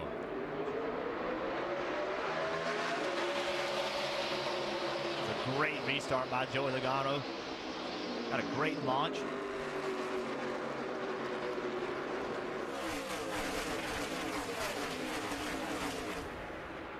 Matt Kenseth dives all the way down onto the apron, trying to get some positions in front of his teammate the 11 of Denny Hamlin. Logano out front being chased by Bowman. Keselowski, Joey Logano's teammate, has made it up to 3rd now. Matt Kenseth runs 4th. Denny Hamlin is 5th. And with all that conversation about pulling up the pit, it's worth mentioning the 78 of Martin Truex Jr. did opt to take the wave around in that cycle of pit stops. He's back to 1 lap down. You see this battle with the 11 and the 22 teammates. As you can see on the left-hand side of the screen, the 20 is 2 points to the good, and the 11 is 2 points not to the good. So this will be a tight battle. With the 22 leading, that means only 1 spot potentially could be garnered for the championship 4 in Miami based upon points. And it continues to be close right there at the line between the 20 and the 11. And right now they're running nose to tail. Chase Elliott running just behind the 11, as is the 41 of Kurt Busch.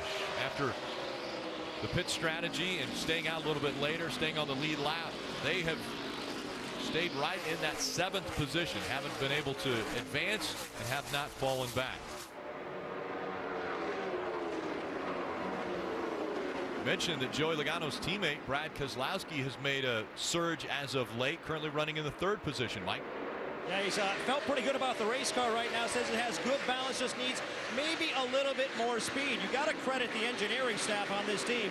I spoke with Paul Wolf, the crew chief for the 2 this morning, and he said, look, the last few times we've come to Phoenix, we've been way off. So we came with a completely different philosophy for our setup, and some things they had learned on short tracks throughout the course of the season, applied them to the car for this week.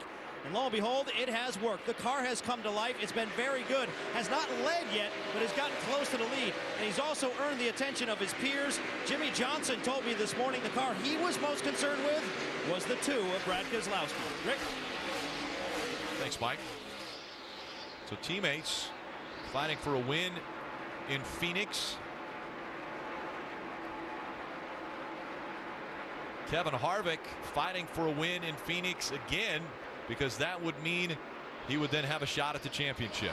Yeah, through all the pit stops and restarts, we saw him at one point all the way back in 19, so he's worked himself back up to 10th.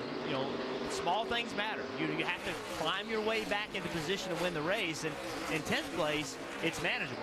Back in 19th, it's not, but he's worked himself up into a reasonable position. And why this right here doesn't eliminate the chance that Kevin Harvick can win the race, he's going to have to do it in a very different way. So you see right here in the last 5 wins, he's averaged inside the top 5 most of those races where he's run. Today, 11.3. So he can absolutely make adjustments, go up and win the race, but it's going to be a different course than we've seen out of his last 5 victories. And behind him, we see the 18 car of Kyle Busch, and I think the nervousness is starting to build with this team. I mean, they are 6 points out right now, running in 11th place, haven't really shown the speed. They're starting to get nervous as well as this race moves forward. They've got to find a way to gain some speed. They've made their car better, but is it good enough? Kenseth in 4th, Hamlin in 5th. Is it good enough? Logano leading. They're going to have to make some gains. A year ago, Kyle Busch fought through adversity to win the championship. Now he's fighting just to make it into the championship 4.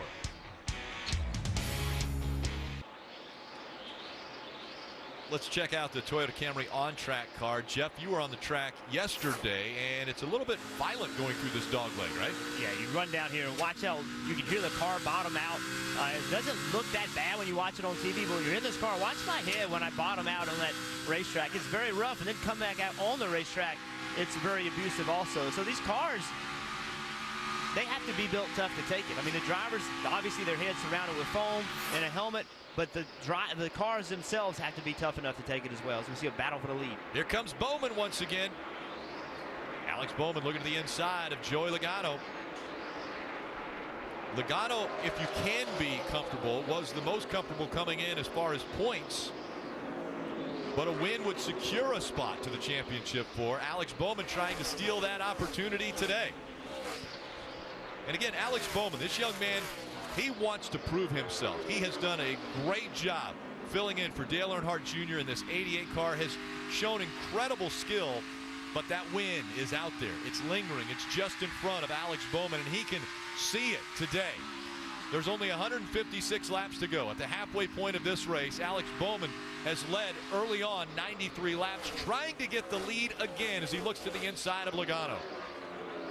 Logano, I think, wisely is going to let the 88 go. This is the moment in the race that Joey Logano, everyone's here to win the race, but you have to look ahead. You look at the chase points. Joey Logano +6. He has to understand that, Jeff. He cannot get caught up in the moment and make a mistake racing the 88 for the lead. Marty.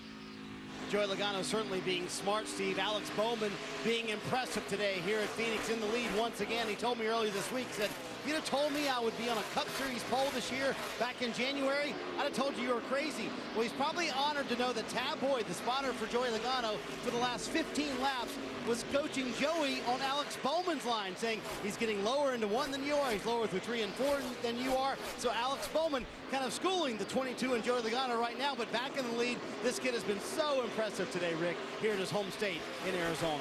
Absolutely. He has now led 95 laps, and that number continues to grow. Joey Logano has led 50, and Jimmy Johnson has led 13 laps today. Well, Jeff, sometimes not having the experience perhaps could be an advantage. He doesn't have a predetermined approach here to Phoenix. He goes out and he drives the 88 car for the feedback it gives him. If that wants to be lower into the corner or higher on corner exit, he's just doing that, not driving where he thinks theoretically the Phoenix groove should be.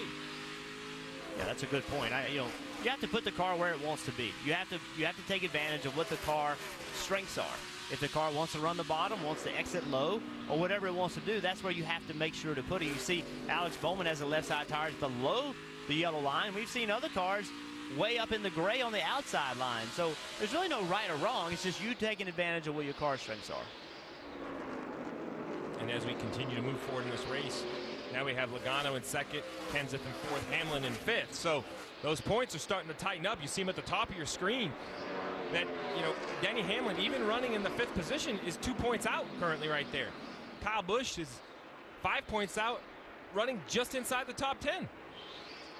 Sunoco celebrating 10 million miles of racing since 2011 when they began the Green Initiative.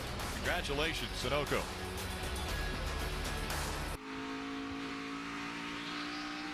You could win one of the cars we race. Go to NASCAR.com/Chase promo now and enter for a chance to win a new Chevy, Ford, or Toyota.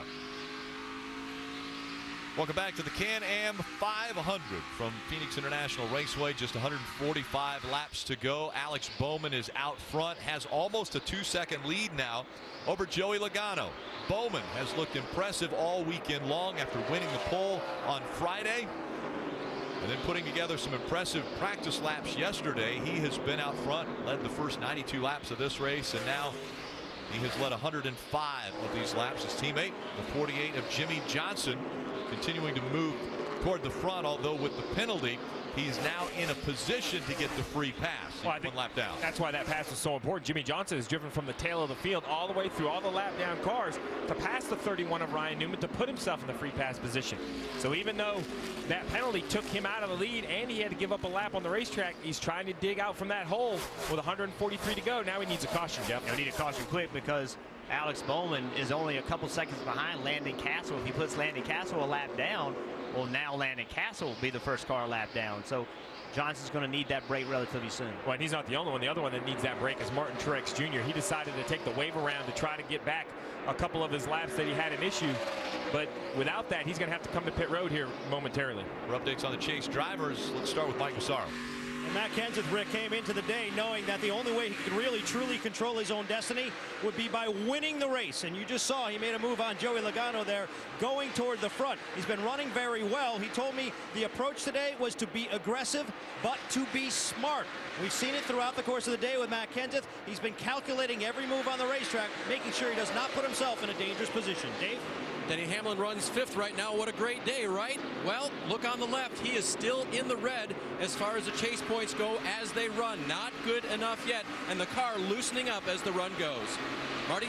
Dave, Kevin Harvick making slow and steady progress through the field. Restarted 13th on this run, trying to get up there to get around his teammate Kurt Busch for the 8th position right now. They have taken a total of 4 rounds of wedge out of the left side of that race car. Those are big swings, trying to make the car better, trying to get it to free up for Harvick. Hasn't quite gotten where he wants it. Actually in the 8th position right now, Kelly. Kurt Busch knows the only path to Miami is with a win. Well, that's exactly what he did with this same chassis at Pocono back in June to get him into the chase. They had a terrible start to the race, but the car is getting better. As Kurt put it, they've got smaller problems and more consistent problems. The team continuing to make wedge and air pressure adjustments to improve the handling of this car, Mike.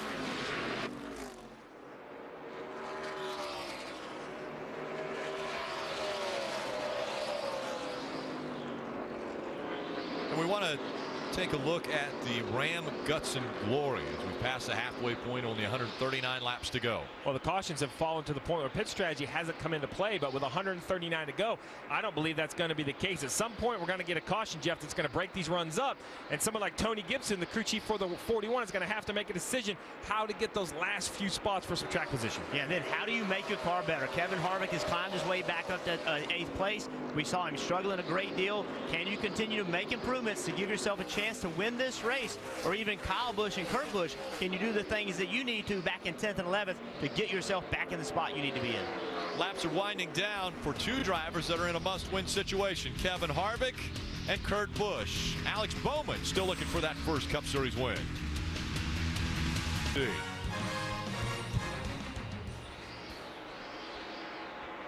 And teammates fighting for 3rd place. Brad Keselowski not fighting for a chase position any longer. Joey Logano definitely in a fight for a championship. Brad Keselowski eliminated out of the round of 12.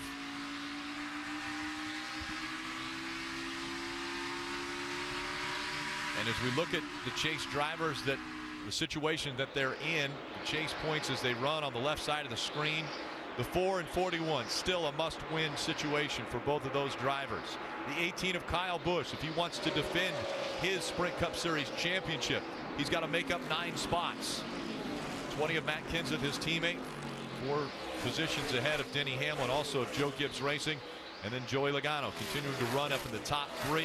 Currently has a 5-point cushion over that cut line. Rick, we had mentioned Martin Truex Jr. took the wave around on the pass caution, get one of his 2 laps back, but he's been forced to come to pit road. This 45 lap green flag run plus the amount of laps before he stayed out was just all the fuel that the 78 had. I don't think we can understate how impressive it has been for Alex Bowman in his substitution role. Has been out front as we see Casey Kane make the move on Denny Hamlin for a position. But Alex Bowman has been out front and raced against the best in the sport and has held his own in his home state. Alex Bowman currently with almost a 3-second lead over Matt Kenseth. He's led 122 laps. That number's continuing to grow. The big question is, will Alex Bowman impress someone enough that he will be able to get a full-time ride in the Sprint Cup Series? And what's available? I think that's such a huge part of it is, you can love Alex Bowman, think he could be your driver, but where are you going to put him?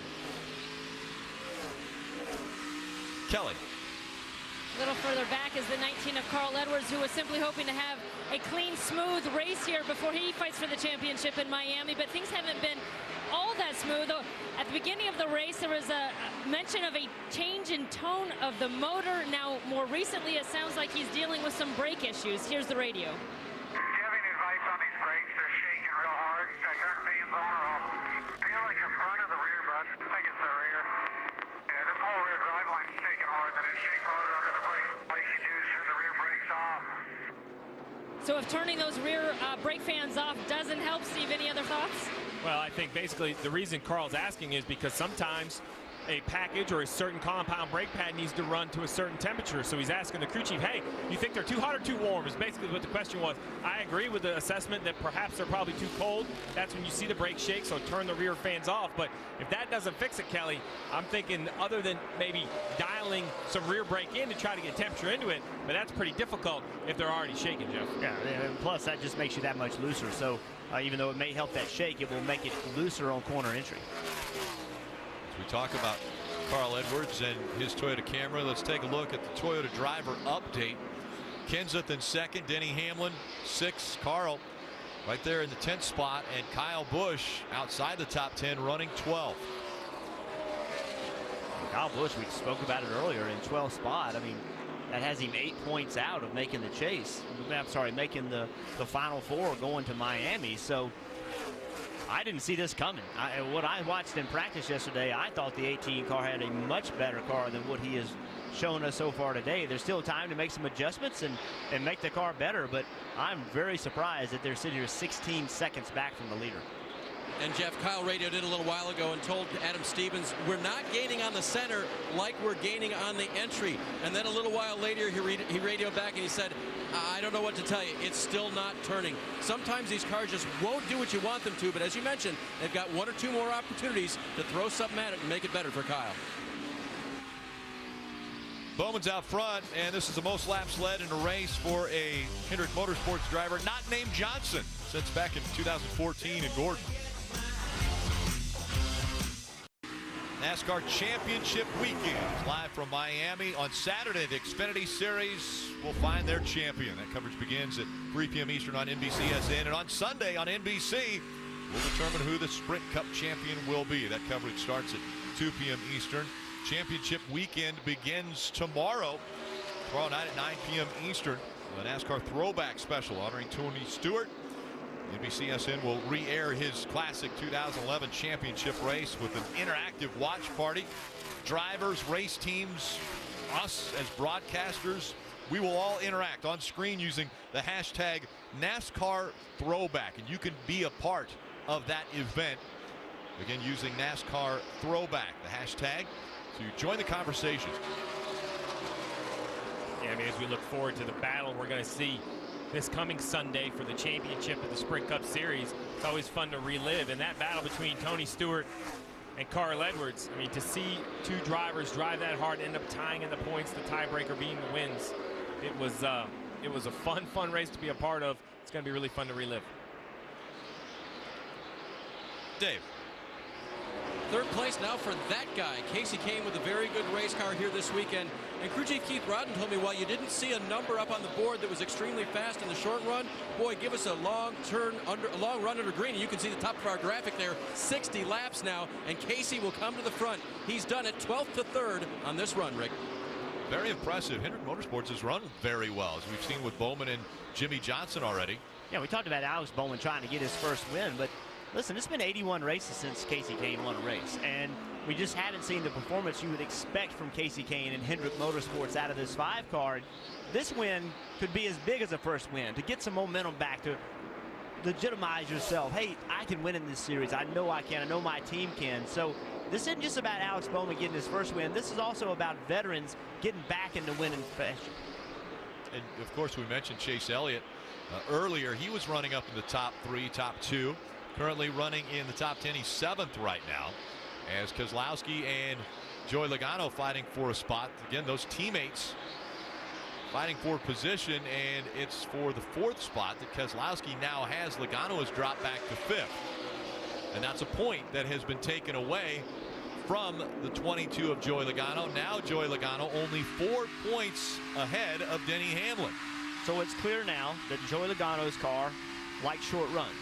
If they can continue to have those pit stops and get some short runs, Joey Logano can still win this race. If you have long runs, I don't think he has much of a chance. He obviously gets slower on long runs, so that pit stop they had the last time, really good pit stop, got him in front of the lead, able to lead for a while. That's what they're going to need to try to finish this race out if they need a win. Right now, he's in pretty good shape. He's 4 points ahead of where he needs to be, but another long run is probably not in their best interest. And Jeff, remember here at Phoenix, we traditionally have what at the end of this race? A short run. So that might play to the hand of the 22, but they're very calm and patient in this.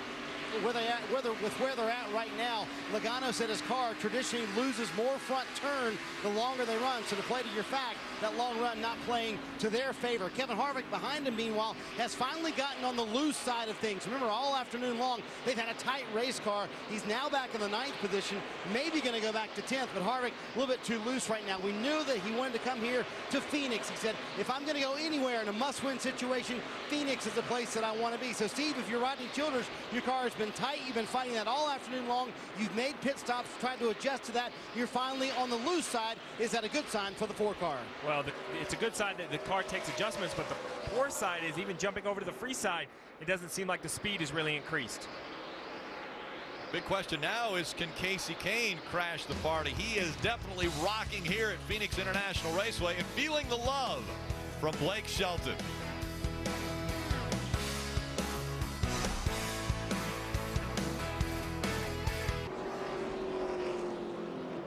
Caution out for the 4th time today. This time it's debris in turns 1 and 2. And we see Alex Bowman tucking in behind the pace car. It had been a 72-lap green flag run. The longest green flag run of the day had been 77 laps earlier. With Bowman out in front, Kenseth, Kasey Kahne, Brad Keselowski, and Joey Logano in the top 5.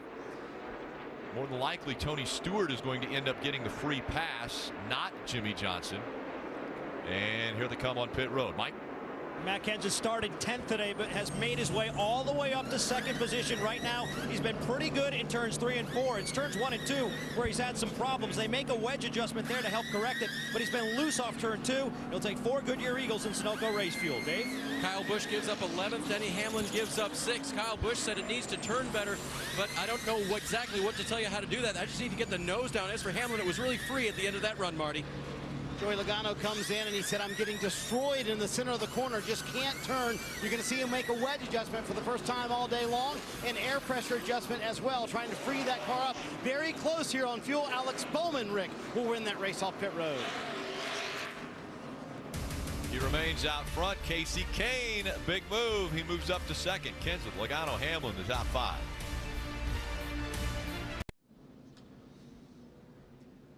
Welcome back to Phoenix International Raceway. It's been an absolutely gorgeous day of racing. So we look down on this picturesque racetrack right in the foothills of the Estrella Mountains and take a look at the 4 drivers that are outside the top 4 in the Championship 4 run.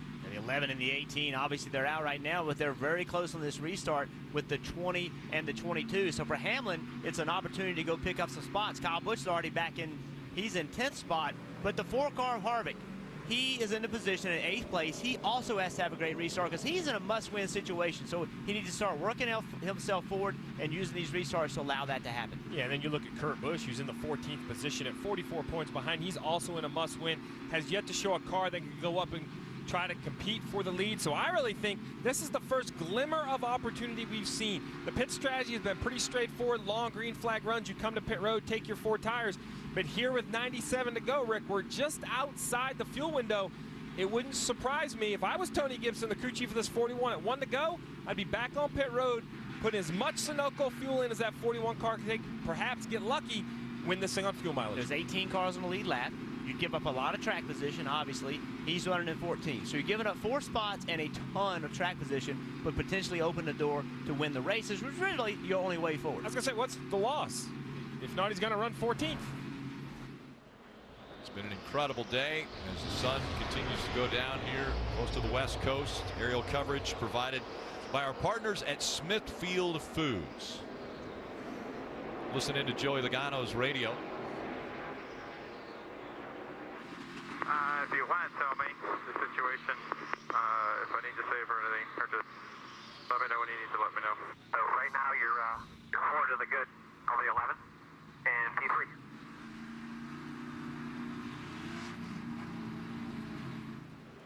There you have it. 4 points to the good for Joey Logano, as you see that on the left side of the screen, and the chase points as they run. It's still really, though, I don't think it's changed much since the start of the race. My point being the 4, he's in a must-win. 41, must-win. But from the 22 all the way down to the 18, while the numbers look a little bit bigger in 4 and 6 points, that's only 6 positions. That's 1 bad restart, 1 bad corner. So now that we are inside 100 to go, 96 to go to decide who can move forward, who makes the championship 4. Yeah, we'll watch Kyle Busch back there in 10th place. We know how aggressive he can be on restarts, and he has reason to be aggressive. 6 points out of where he needs to be right now. 2 by 2, Alex Bowman, Kasey Kahne. Bowman once again has chosen the outside line. Kasey Kahne on the inside. Shove from the 22 of Joey Logano, pushing Alex Bowman out front.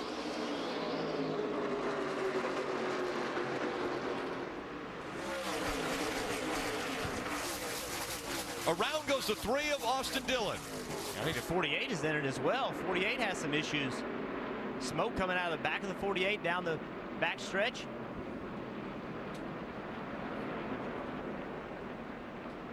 .48 slow and on the apron. Run in here to your pit box. We'll get a quick look at it. See some heavy damage on the nose of the 48. This is the exact reason why the 41 should have topped off. He could have had more fuel, Rick. This caution may have been enough to get him to the finish. But you see some heavy, heavy damage on the nose of the 48. Huge damage there as they checked up. And 3-car had obviously some sort of an issue. He was slowing way down and turning to the left, and Greg Biffle got into the back of him, and then 48 got into the back of him. So not sure what the issue was with the 3.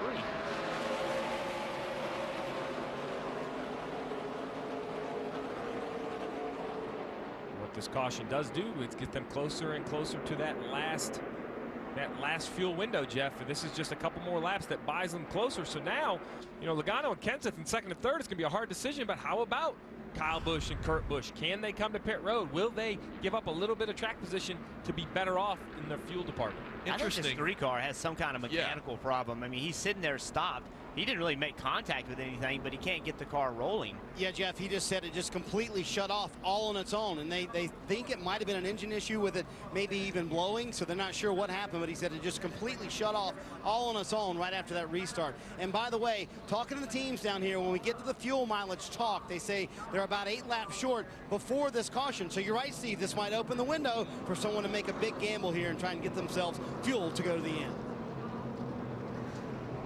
Want to take a look at the McDonald's all-day pit strategy. Who takes fuel?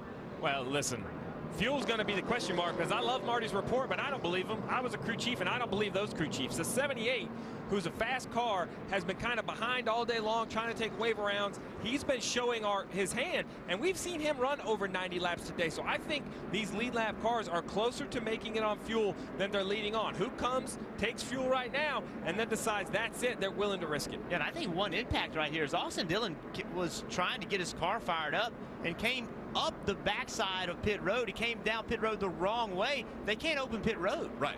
So now it's another lap of caution. There you go. Yeah, he's sitting. That's the exit of pit road. He's sitting the wrong way. Yeah, so that's a huge impact on who's going to need fuel.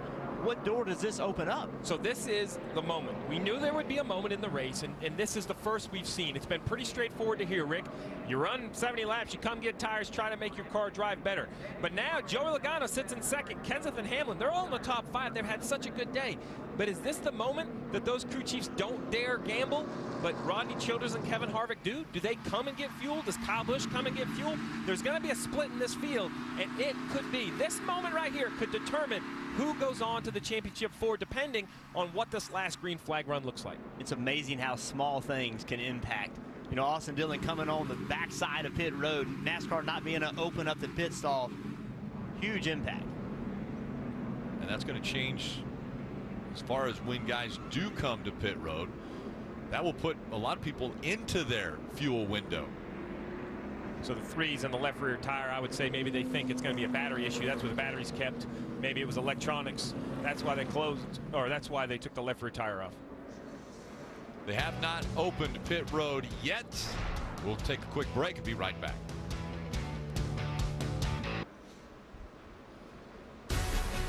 Pit road will be open, and we'll see who takes advantage of that open pit road. As a few cars dive onto pit road now. Quite a few that are on the lead lap up front are staying out. Kelly. And there was some debate in the 41 camp. They were 6 laps shy. Ultimately, Tony Gibson making the decision to bring Kurt Busch in, and they're just going to simply top him off with fuel so that they can make it to the end.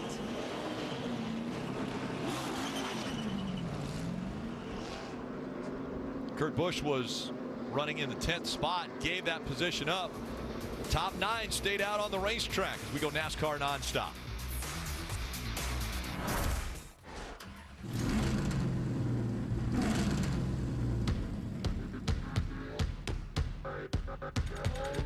Johnson forces the issue into turn 3. Johnson forces the issue.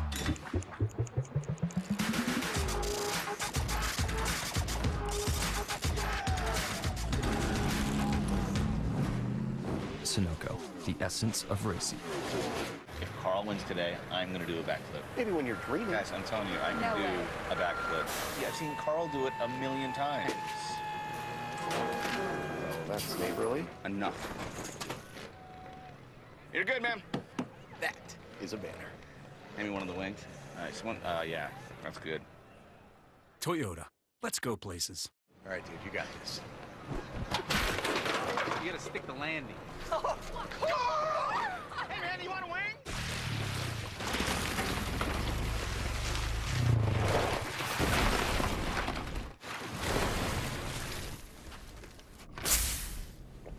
Unleash your refreshing citrus kick. Do the do. Ideas come into this world ugly and messy. They are the natural-born enemy of the way things are.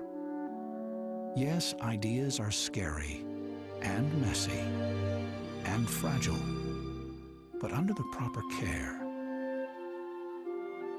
they become something beautiful.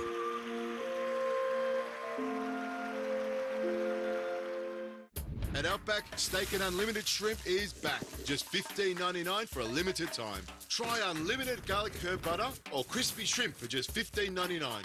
And let the bold flavors speak for themselves with unlimited shrimp at Outback. Tomorrow, Timeless travels to 1972. Watergate. She has the power I know you're trying to do the right thing. to change the greatest presidential scandal I'm really scared. in history. Losing don't! New Timeless, tomorrow on NBC. Jimmy Johnson wins at Martinsville. He has punched his ticket to Homestead.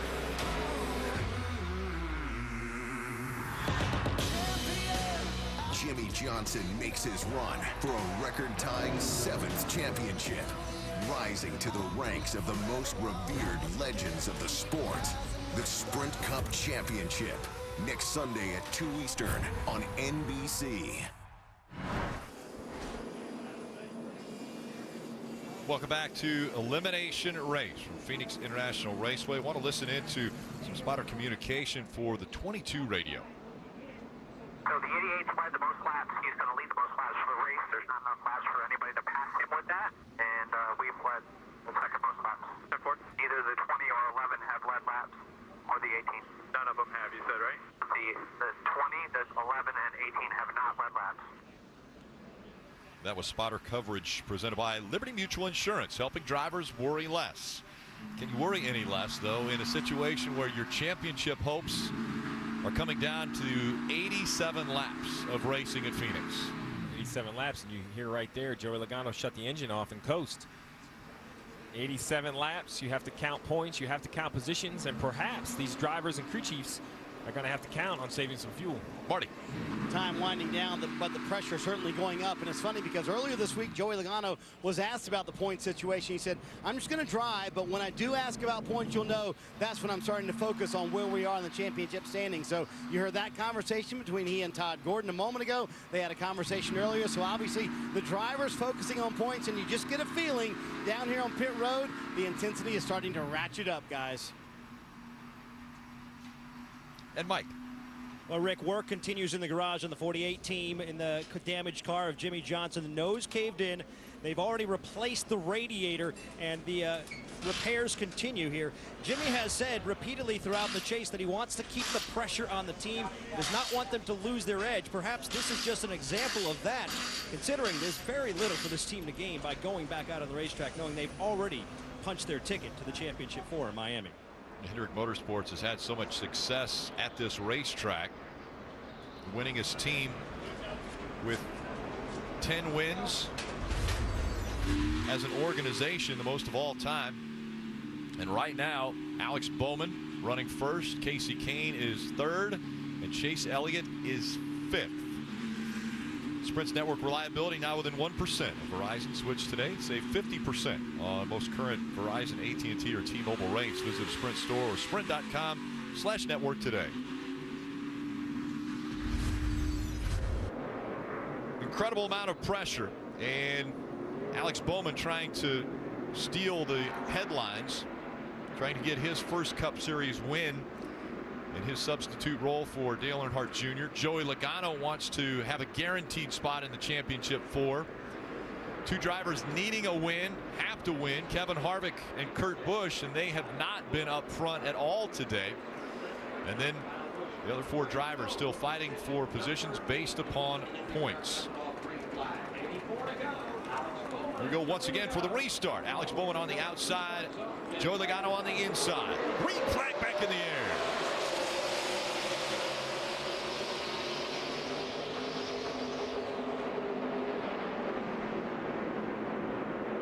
Big shadows from the press box and the grandstands in turn 1 covering up turns 1 and 2 now with shade. That will make it handled different. 3 wide. Chase Elliott on the inside, Kyle Busch right in the middle, Denny Hamlin on the outside. We talked all week. We wanted to know how the Joe Gibbs drivers are going to race each other. I think right there, the fact that Kyle Busch and Denny Hamlin contested the position into 3 and 4, 3 wide, proved they're going to race each other very, very direct to the point for these last transfer spots. Both of them go below the yellow line through the dog leg. And again, 83 laps to go. Some will be right on their fuel window, saving fuel, seeing if they can go all the way to the end. To the checkered flag, maybe someone can steal a win. Also, we talked about who can be aggressive and take advantage of this restart. Right now, advantage Kyle Busch. Really good job picking spots up. Best that Kyle Busch has been all day in the top 6, now 5th. Even in the 5th position, he's still a point out. That's just how tight the competition is. And he's a point out in relation to his teammate, Matt Kenseth, who is a few cars in front of him.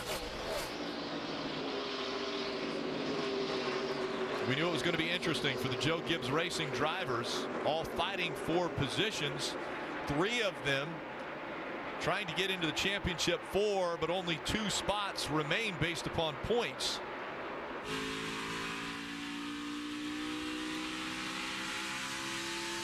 Alex Bowman has led and will lead the most laps today at Phoenix International Raceway at 169 and counting. Again, still searching for his first Sprint Cup Series win. Joey Logano wants that secured spot in the championship 4 in Miami. And then there's Matt Kenseth, also another driver fighting to be in the championship 4, knowing that a win would secure that spot. You mentioned that 1 point difference, that 1 point that Kyle Busch needed. Well, there it is right in front of him. I don't know if the team has told him that 1 point, but you can go into this race understanding he can see Matt Kenseth in front of him. He can see Denny Hamlin behind him. So he doesn't have to know the math. He only has to know already that it's going to be exceptionally close. And this 1 point getting by Kasey Kahne could be the difference. Once he makes the pass, that puts the 20 and the 18 tied. But then Denny Hamlin makes the pass to get by the 5 as well. Denny Hamlin 3 points back. The tiebreaker goes to the best finish in this round. And Rick, for the 20 and the 18, it would have to go to the second best finish because Matt Kenseth has a 4th. The 18 is currently running at 4th. So that 3rd place finish for Matt Kenseth today, that would do it. That would be the tiebreaker. Matt Kenseth running in the 3rd spot. Kenseth became the only rookie to win the Coca-Cola 600 back in 2000 when he won Rookie of the Year honors, battling against Dale Earnhardt Jr. in that rookie season. He was a 2003 Cup champion, and his championship actually sparked the chase for the Sprint Cup because he led the last 33 weeks of a 36-week season and only had 1 win, and NASCAR wanted to put more emphasis on winning. Rick, we talked all week about Kevin Harvick needing to come here and win. He hasn't seemed to show the speed to be able to do that. But then the second conversation was that tight points battle between Joey Logano and the 3 Gibbs cars. I'm not sure Alex Bowman got the memo because he's leading the race, but behind him, 2nd through 5th, are those 4 cars. Logano, Kenseth, Kyle Busch, and Denny Hamlin all in a fight for their season. That's the different storylines that take place in racing. The championship is going on. This is the playoffs, and it's escalating to about the highest pressure you can have as the laps continue to wind down here at Phoenix. Alex Bowman doesn't care anything about what's going on behind him. He sees the possibility of getting his first ever Cup Series win. That's in front of him. That's his sole focus. And the pressure is not just on the racetrack, it's on these crew chiefs as well. Right now, they're trying to figure out, do they have enough fuel? Do they need to let their drivers know to save fuel? If the caution comes out, do you come and get 4 more Goodyear tires? Or is this set going to be good for the next 74 laps? See Matt Kenseth use that dog leg, the bottom part of the racetrack. That works great down the back, but what happens is when you enter turn 3, now you're going so straight, it's hard to pull that pass off. So it helps position you, but then it disadvantages you on your speed through 3 and 4. Jeff, if you're Joey Logano, here you are in 2nd place, and that might not be good enough this afternoon. If you let Matt Kenseth go by, all of a sudden, you only have a 2-point cushion, a lot to think about, and a lot to fight for right now. I just asked Todd Gordon, do you think you're good on fuel now? He said, we're right there on the number. So, Steve, on the pit box, a lot of gambles and a lot of nerves. Behind the wheel, certainly not a lot of nerves as well. Yeah, the problem is fuel mileage. While these crew chiefs make it look simple, it is not an exact science. There's a lot of assumptions. And by the way, This, to me, seems like the fastest pace we've seen his leaders run all day. Rick, to go fast, you have to burn fuel. 72 laps to go, and on Friday, the Joe Gibbs Racing drivers were asked, would you move somebody out of the way, even a teammate? One said, absolutely. No more Mr. Nice Guys. Laps wind down, and we go NASCAR nonstop.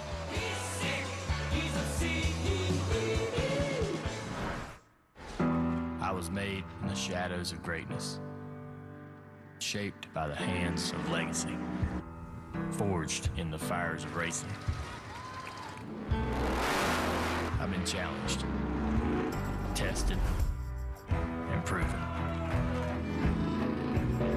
Whether it's on that track or off, the truth is, what you're made of is what you're made to do.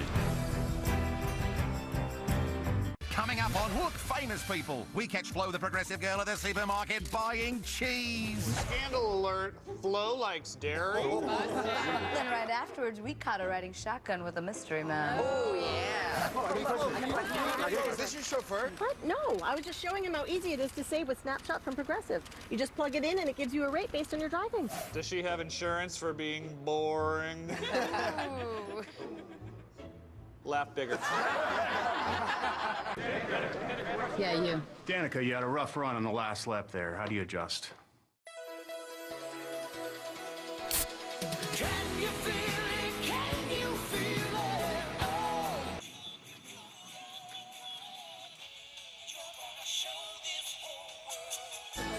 You're gonna shine. Oh, Coca-Cola. What was the question again? I honestly don't remember. Can you feel it? Can you feel it?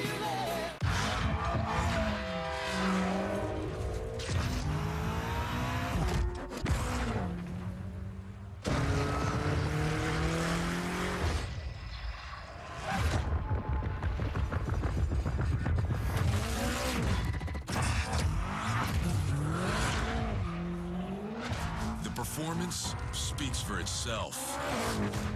Pennzoil Synthetics, made from natural gas. Make the switch. Shot fired! Shot fired! There's an active shooter targeting the Chicago Police Department.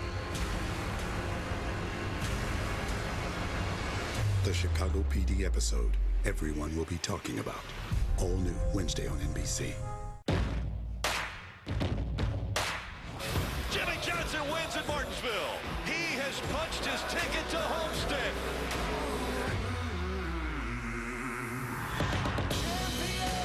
Jimmy Johnson makes his run for a record-tying 7th championship, rising to the ranks of the most revered legends of the sport. The Sprint Cup Championship, next Sunday at 2 Eastern on NBC.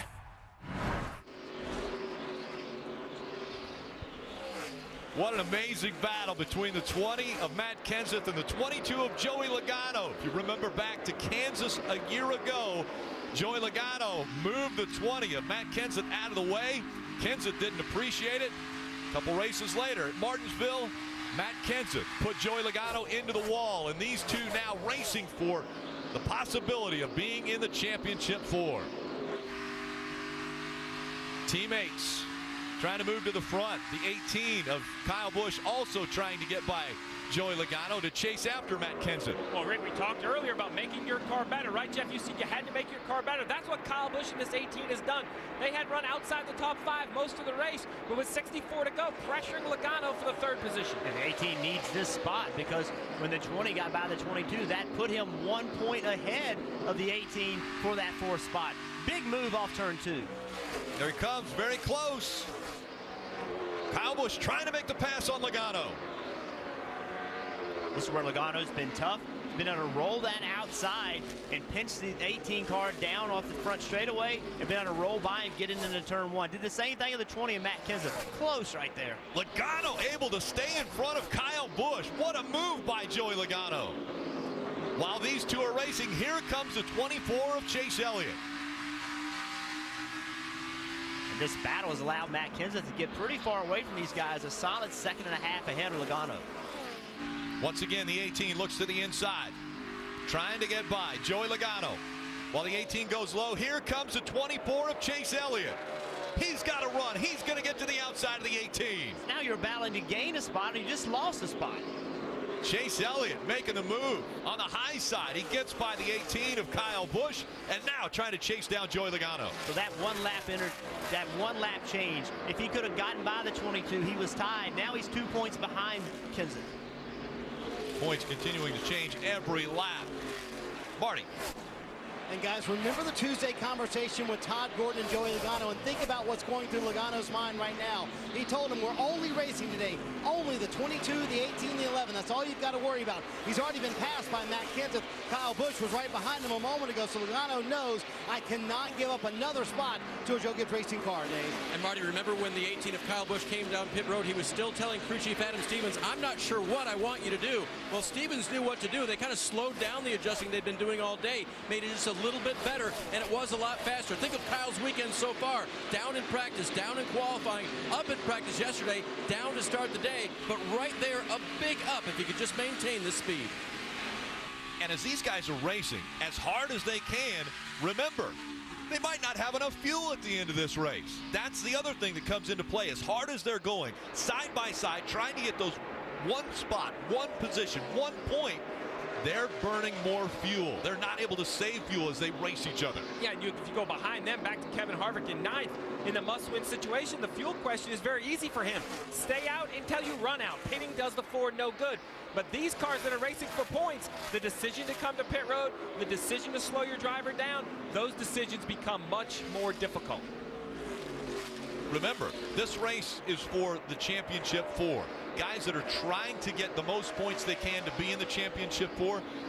But out in front, Alex Bowman continuing to really have a clinic here at Phoenix International Raceway. He has a 2.5-second lead over Matt Kenseth. So Kenseth running second, 2.5 seconds behind Alex Bowman, looking for his first win. Oh, and hard into the wall. Big contact. We see Ryan Newman around. Looks like the 78 of Martin Truex Jr. was in the wall. Caution comes out again. And the pressure goes from the driver to the crew. To the crew. The crew and the crew chief. First, do you pit? How many tires do you take? And then if the crew chief calls for tires, that pit crew, those tire changers, this is the stop. This is the stop they've been training for all year to try to extend their championship hopes. And this caution is why you could not have been riding around saving fuel. Had you been riding around saving fuel, giving up spots, caution comes out, you gained absolutely nothing. You only lost. That what's forced those guys to race. People are wondering why he didn't go down to pit road. It's not open yet. And he felt, obviously, that he could still continue around the racetrack. So he stayed off of pit road there. They were running 19th and 20th, the 78 and the 31. Take a look at what happens. The 31 was underneath the 78. Not sure from that view. I'm not sure if 78 came down or the 31 got into it. Very hard to see. Mike. And Matt Kenseth on pit road right here. Been saying the car's just been a little bit tight, but otherwise very good. They're going to make a 2-tire change in fuel, and he's away, Dave. 18 of Kyle Busch comes down pit road. He says the car still isn't rotating the way that he wants it to, so he'll get it. It's like he'll get an air pressure and chassis adjustment, Sunoco fuel, Marty. Joey Logano said, I'm pretty loose into turn 1. That's where we're getting hurt the most. But in 3 and 4, I'm pretty good. So an air pressure adjustment, trying to get that car to tighten up into turn 1. But they did lose a number of spots, Rick, during that run. Matt Kenseth, the first guy off pit road. That could be huge. Marty, even bigger than that, the 11 didn't come to pit road. Maybe a mistake, maybe strategy, but the 11 stayed out. Yeah, the biggest call of the year I've seen by any crew chief. Mike Wheeler on top of the pit box by Denny Hamlin. Feels this is their best chance, leaves his driver on the racetrack. We go NASCAR nonstop. It was happening so fast. Somehow it felt like everything was moving in slow motion. If I didn't react, things could have got messy in a hurry.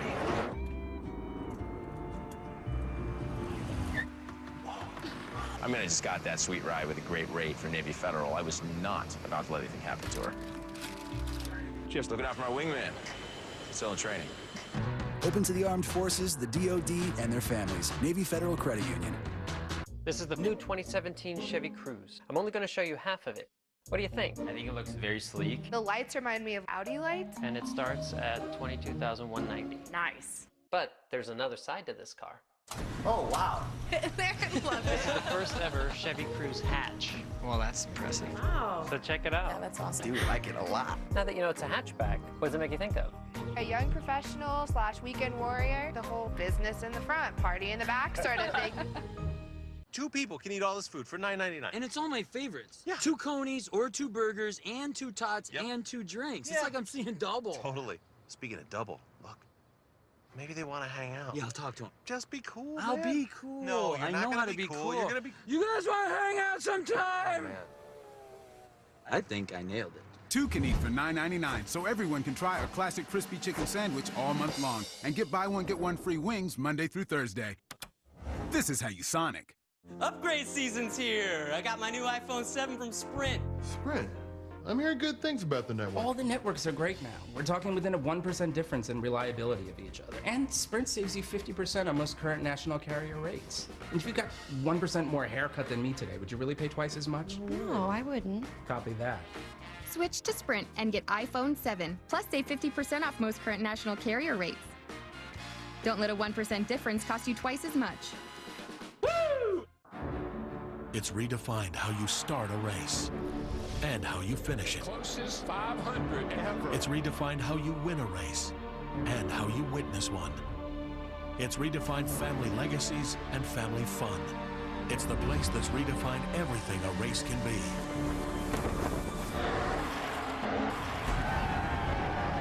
Celebrate racing's greatest tradition and guarantee your seats for the Daytona 500 at 1-800-PIT-SHOP or DayTona500.com. We are a showdown of superstars. Sidney Crosby! Alex Ovechkin, rooftop! We are fired up and ready to go. We are the night you love to hate. Wednesday Night Rivalry on NBCSN.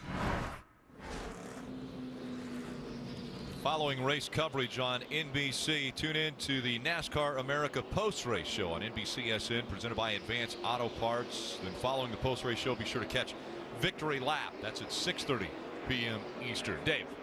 During the last green flag run, they told Denny Hamlin, we need you to save 4 laps. You have the tools to do it. So here was the discussion when the caution came out. You got any guts there? I don't. I think, how many on the lead lap? 18.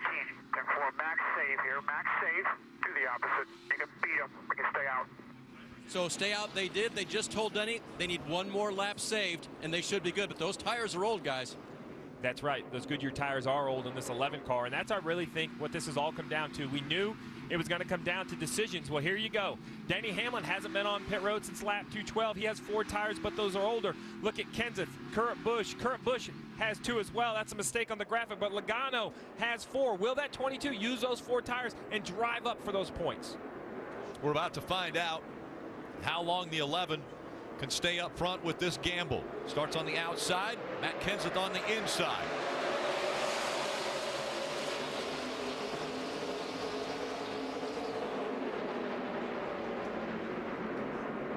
I would really be surprised if the 11 leads a lap. I just can't imagine being out there on 30-lap tires and everybody else has new tires. Already, Kenseth has been able to get in front of Denny Hamlin, and Hamlin is going to try to hang on to that second spot. Here comes Kurt Busch. Yeah, Rick, I think you need to look at those points now. The 11 right here was +1, back to 0. And with those old tires, I'm not sure he's going to be able to hold off any of these cars with fresher tires. The 41 of Kurt Busch turns left and goes under. Remember the 41? This isn't good enough. He's in a must-win. Here comes the 22 of Logano. He makes it 3 wide as they go into turn 3, then backs off. I think it's a wise move for Logano. He has much better speed, been better than the 41 car, so making an aggressive move to get in a wreck would not be good. 41 way loose off of turn 4. 41 sideways as the 22 is all over his back bumper, trying to take that spot away. And the 11 trying to hang on. Denny Hamlin currently running second. With that move, he is tied with the 22 in points for the 4th position in the chase to the championship 4. Donald needs to just gather himself back up. He's able to get back in front of the 5 car, get back into his rhythm. Just catch your breath, breathe deeply, focus. You have a better car, you have better tires than the cars in front of you. Lap after lap. Don't try to do it in one corner.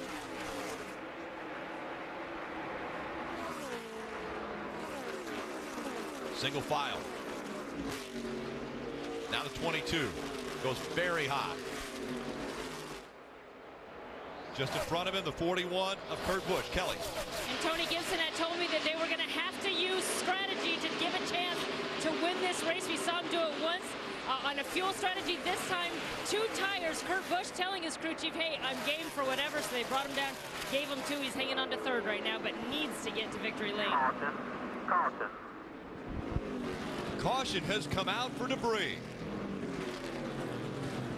And I'm not sure if that's going to help or hurt the 11 situation. I don't know what the cycle on those tires are going to do, Jeff. I was thinking it was going to hurt him. He had gotten himself kind of out in front of everybody. I know he's running 2nd, but I think he, took that first assault from the 20. The 20 got by him, but then he seemed to settle out. It seemed like it was okay. Now you're going to bunch everybody back up, and I have a feeling that's going to hurt him because Kenseth is going to take the preferred line. Right. And it's going to be difficult for those laps. Now, he did really good. I didn't think he would stay in 2nd that long, but getting everybody closed back again, I think that'll be a disadvantage.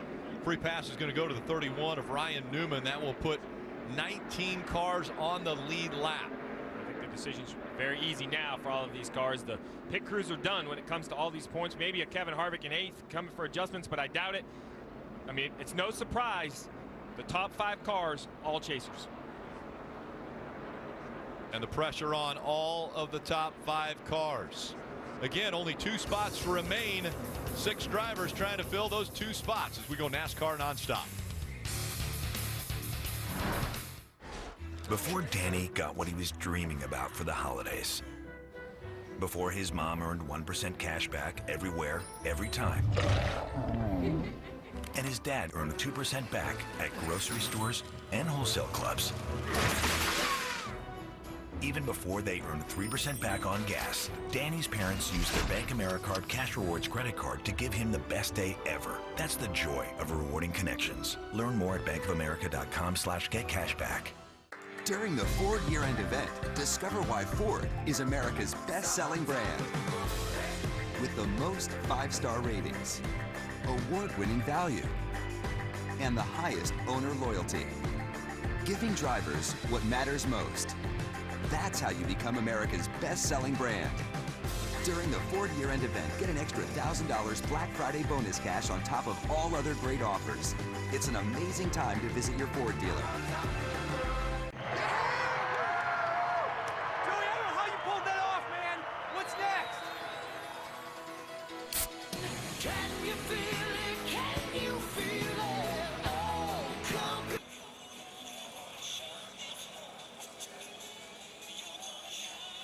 Can you feel it? Can you feel it?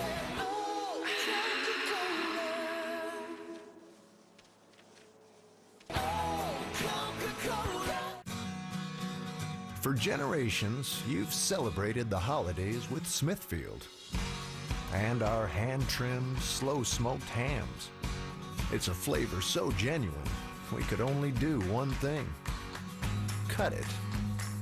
Smithfield Anytime Favorites, the legendary taste you crave, sliced and diced to satisfy your craving anytime.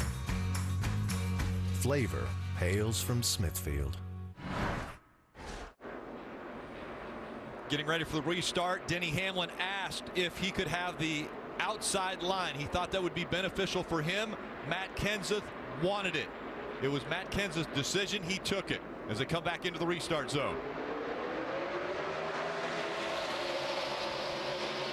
This is why Denny Hamlin wanted the top, because Kenseth easily clears him, but the 22 of Joey Logano, he doesn't want to lose those valuable points. He's going to easily go by him as well. Yeah, Matt Kenseth could not give up the spot that he wanted. That had to all be about Matt Kenseth. He couldn't worry about his teammate at that point.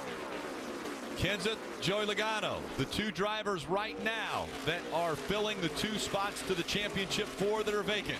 This was my concern for the 11 car, with bunching everybody back up. Now look what's right behind him. He had gained space before that caution came out, but now he has the assault coming from behind. 41 able to get by, so Kurt Busch makes the move. Kurt Busch must win. He has to win this race if he wants to be in the championship 4.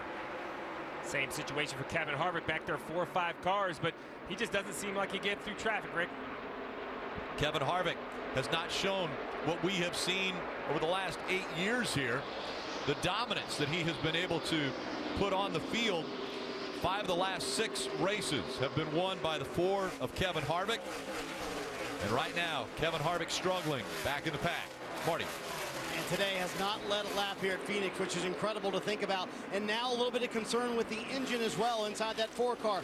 Twice now they put tape on the grill because the car's been tight for Harvick. They're trying to free it up, but now that's made the water temperature too high. Harvick said if we run to the end here, I'm not sure the engine's going to make it, guys. Running too hot right now. Just 40 laps to go. A little bit of contact just moments ago between the 18 and the 5. Take a look.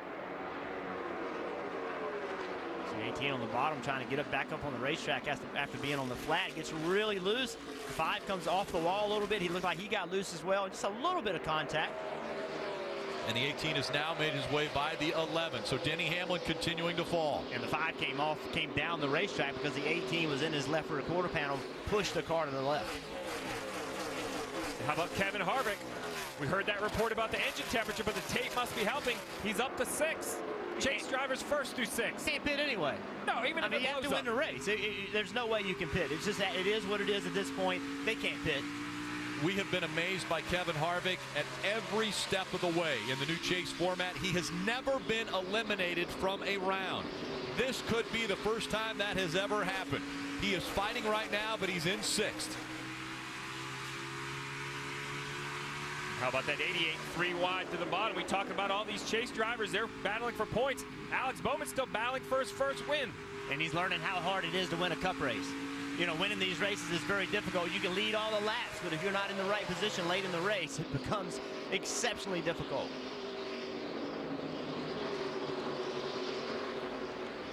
Let's talk about strategy as we are now under 43 to go. Brought to you by Smithfield Foods. Well, the tire strategy we showed you, some cars are on 2, some cars are on 4. Denny Hamlin stayed out on old tires. With any more cautions, I don't believe anyone's going to pit. So those decisions, I believe, have been made. Yeah, who can get in those 2 final spots going into the championship? It wouldn't surprise me one bit to see another restart. Guys have to get back on it. You see the 11 car, the strategy has not worked out for them. Continue to go toward the back. He's still in the top 5, actually trying to hold off the 88 for that 5th position. Alex Bowman has now taken it away from the 11 of Denny Hamlin, but Hamlin fighting back on the outside. Look at Larson. Look how low he is on the racetrack. He is 3 grooves from the racetrack trying to make a move. Side by side still for position. Bowman trying to take it away from Denny Hamlin. Hamlin fighting for a championship hope. A little contact there as Bowman clears him. The 88's just faster. He's had a great car all day, and he's showing it. He passes the 11. Here comes Kevin Harvick. Harvick trying to break into the top 6. He goes to the inside of the 11. Out front, Matt Kenseth has over a 2nd lead on Joey Logano. 34 laps to go. Well, look at the points, Rick. Kyle Busch 3 points below right now, running in the 4th position.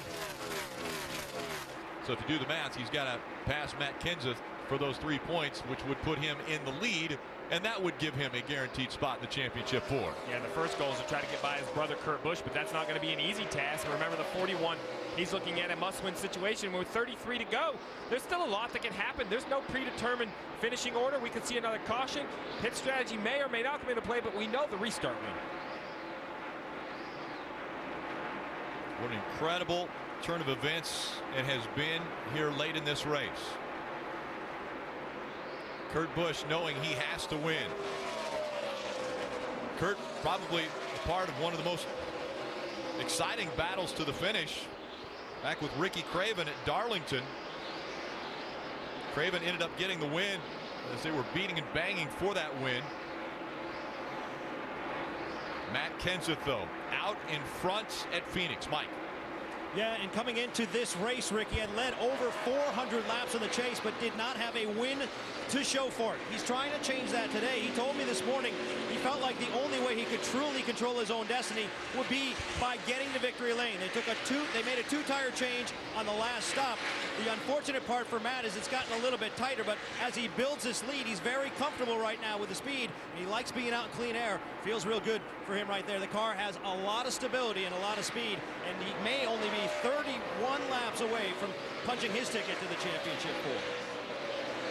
Well, as the The 18 goes past the 41. That's 1 point closer, Rick. 1 point closer to his goal. And remember, we've seen that 22 car fade on long runs. So if this run continues and we don't get a caution, can the 18 go up and pass him, and can the 41 get by the 22? Yeah, and I'm not sure the 88's completely out of the picture. I'm not sure he can run down Matt Kenseth, but you see him right here using those brand new 4 Goodyear tires. They're half grip. The car's been handling well. His lap times have been the fastest on track the last 4 or 5 laps.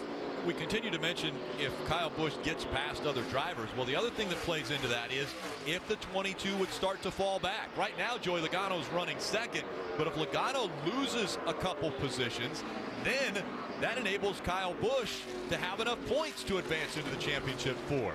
Dave. Talking to Adam Stevens this morning, he knew the task at hand for his driver Kyle Busch, and he's almost gotten him there with the adjustments they've made all day.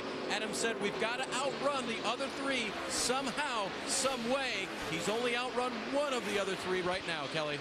Kurt Busch trying to make a comeback akin to his beloved Chicago Cubs. He actually went to 2 World Series games. The Cubs won both of those.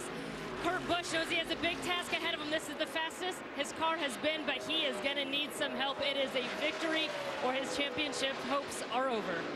And here comes Alex Bowman. Bowman to the inside of Kurt Busch.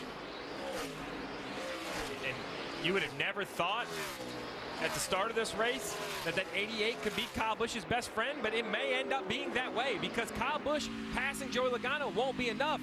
He'll need that one other car that you mentioned, Rick, and right now, the 88 Alex Bowman looks like he could be that car. And Kyle Busch is about 1/10 of a lap quicker than Joey Logano. Needs to gain a second on him. And then Alex Bowman is the fastest race car on the racetrack. He also would need to go past Logano. Hey, listen, you're a fill-in driver in the 88 for the sport's most popular driver, and now you find yourself in the middle of this entire chase battle. And remember, if there's a tie, it goes to a tiebreaker. Now, if the 88 is able to get by the 22 and they end up in a tie for points, the 18 has to finish second to have a better finish in this round if it's a tie. Well, if he gets by Logano, he'll be in second. But you remember, what about the possibility of Alex Bowman, who is on the move? Bowman moving up. He's currently 4th. There's the gap between Logano and the 18 of Kyle Busch. 25 laps to go.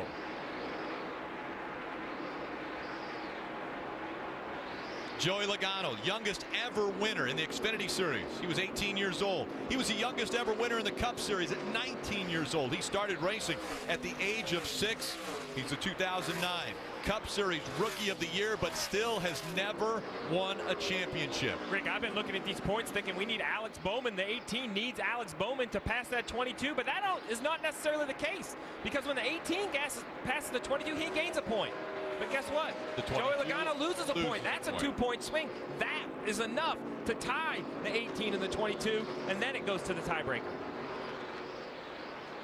Again out front, Matt Kenseth trying to win this race. If he wins, he's headed to the championship 4. 23 and counting laps to go. The coach, Joe Gibbs, watching from behind the pit box. We thought the stress level was high for the drivers. How about the owner of 3 of the cars fighting for 2 spots? And Rick, his eyes have been glued to that scoring monitor for the past half hour or so. He would walk away for a minute or 2 and then walk back, just paying very close attention to where all his cars are running right now. If there's one guy feeling a lot of pressure here, it's certainly Coach Gibbs. Yeah, because somebody's going to be disappointed. There's not room for all the Gibbs cars, so that's the life of a car owner. You have some drivers that are very happy and some that are very disappointed, and we know there's not enough room for all of them. Kyle Busch on Friday, all the Joe Gibbs drivers were asked, would you move a teammate out of the way for a shot at the championship? We're about to find out if he is going to act on what he said. He said, absolutely, I would move a teammate out of the way to make it into the championship 4. Well, and 22 is not even a teammate, so I don't even think he's going to hesitate. He'll try to pass him clean. There's 20 to go. There's enough time. He'll do the best just to get by him. But Alex Bowman's going to have a say in this as well. Alex Bowman has run Busch down. Logano, as we've seen all day, is backing up on this long run. I think it's in Logano's best interest if somehow he got a caution, because this is not the scenario they want to see. Gap has been closed. Here comes Alex Bowman once again. Now, the last time we saw Kyle Busch try to get by another car, while he was doing that, Chase Elliott passed him. Here's another situation. Alex Bowman looking to the inside of the 18. Bowman's going to try to take the position. Contact's made as they went through the dog leg. He tried to use that lap car as a pick, and Kyle Busch just wasn't having it. Kyle Busch turned left, said, I don't care if you're there. I'm going to go underneath this lap car, and made it work. And he's going to make it difficult on Bowman. Bowman trying to get by, but Kyle Busch fighting for a chance to defend his championship. He stays up high, though, through 1 and 2. Bowman not able to get in the gas as quick. They stay side by side through the dog leg, still chasing down Joey Logano. And who wants this battle to take as long as possible? The 22 of Joey Logano, because these two cars behind him are going to be running slower, battling each other. So Logano needs this action to happen for probably 8, 9, 10 laps to give him a little bit of a cushion. It's amazing to think as good of a race as Joey Logano has run today, Jeff. As you see Alex Bowman get by Kyle Busch temporarily. As good of a race as the 22 has run today, he sees those points right behind him. A moment ago, he said, I need an update. I need to know what's going on. And Todd Gordon told him when the 18 was in front of him, we have to finish at least behind the 18. They didn't expect the 88 to be in the mix, though. That could change everything, guys.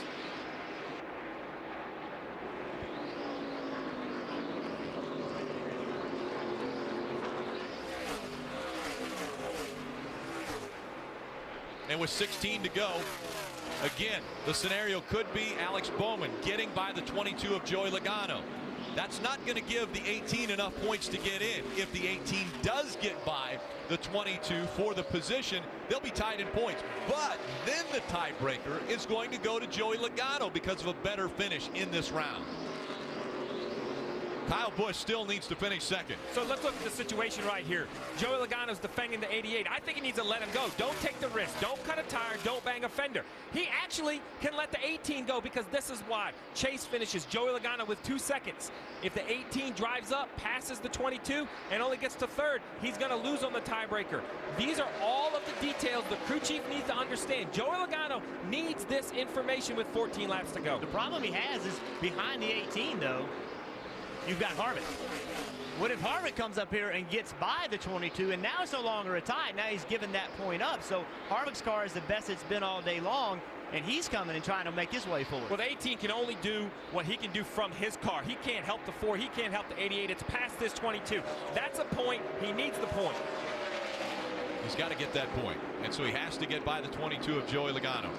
Right now, 2 points separate them. As you mentioned before, Steve, if he goes by, they'll be tied in points, but still the tiebreaker would go to the 22 of Logano. Look at him take the shortcut. Jeff, you called it. The 22 has struggled on long runs, and here he is starting to fade as the tires age. Now the 22 needs to make sure he stays in front of Kevin Harvick. Kevin Harvick is the next car behind him. So right now they're tied. He cannot let Kevin Harvick pass him or they will no longer be tied. Kyle Busch will take the advantage by 1 position. This will be the longest 12 laps of Joey Logano's career. He understands the situation. They have given him the information. You got to stay in front of that 4 car. And by the way, the 4 car needs that position as well, because if we get a late race restart, it's a tremendous difference between starting in the 2nd row and the 3rd row. So Kevin Harvick has to push hard to try to make something happen. And guys, that's why Todd Gordon said we have to finish at least behind the 18. He knew that Matthew talked about, Steve. They know they're in a tiebreaker situation right now, but they have not told Joey anything. They haven't told him that the 4 would take us out. They just told him we have to finish right behind that 18. The other development that's building here is Alex Bowman trying to close the gap between he and Kenseth for the race win. Now, if Kenseth falls back to 2nd, he will still have a 4-point cushion over the 18 of Kyle Busch. Right now, those drivers are tied.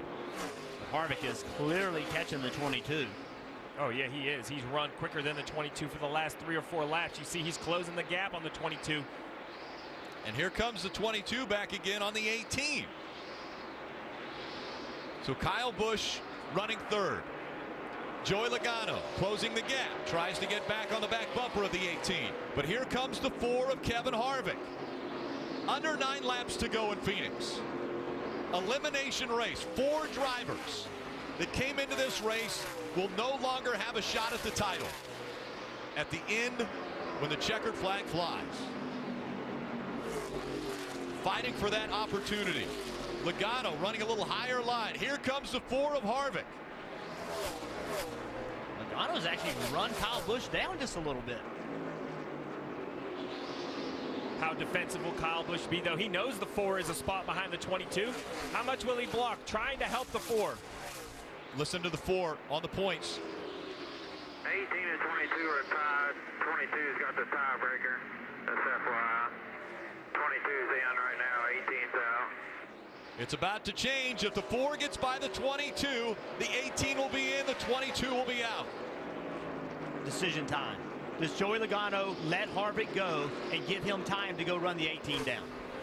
Or do you sit here and fight and try to hold the 4 car up? I think you try to hold the 4 car up, but there would be a strategy to try to give the 4 car enough time to go get the 18. I don't like it, but it would be a possibility. What about the possibility that the 18 backed up a little bit to slow the 22 down so the 4 could catch it? Well, if he because we did see the 18 slow down a little bit and the 22 caught him, but now the 18's pulling away again. Well, I think with 6 to go, this is the race. This right here is the race, and it seems very odd that the race is between a car that's trying to make it and a car that can't make it. But that's Kevin Harvick. We saw the bull tweet at the start of the chase. Even though he's eliminated, I don't think he cares. He wants to pass the 22 out of principle. He's a racer. He's here to prove how fast this 4 car can be. Yeah, this has nothing to do with trying to keep the 22 out or put the 18 in or anything like that. This is to get the best finish you can get. And again, don't forget, if the caution comes out with 2 to go and you can't pit and starting on the outside row, you have a shot to win the race. You don't have a shot to win the race from row 3. Right now, Kenseth is out front. He has almost a 3-second lead over Alex Bowman. Bowman trying to get his first ever Sprint Cup Series win, trying to make a difference here in how this chase for the championship 4 outcome is dealt out. Right now, Kenseth has his fate in his own hands. He is out front. He is running what he needs to do, running the race he has to race. Kenseth out front, Bowman running second, Kyle Busch is third. The points right now tied between the 22 and the 18. If the 4 gets by the 22 will be out of the championship 4. And right now the 22, obviously, he's got to make his car as fast as he can make it. But if you try to do that too hard and you make a mistake, if you drive your car into the corner 5 car lengths too deep, you're going to miss the corner. If you try to go to the throttle a car length too early, you're going to miss the exit. He has to push the car, but one small mistake in the 4 car, Kevin Harvick can take advantage of it. And right now, the 18 is outside the top 4. That means the defending series champion might not be able to defend that title. Under 3 laps to go. Now down to 2. Kenseth out front. Bowman running second.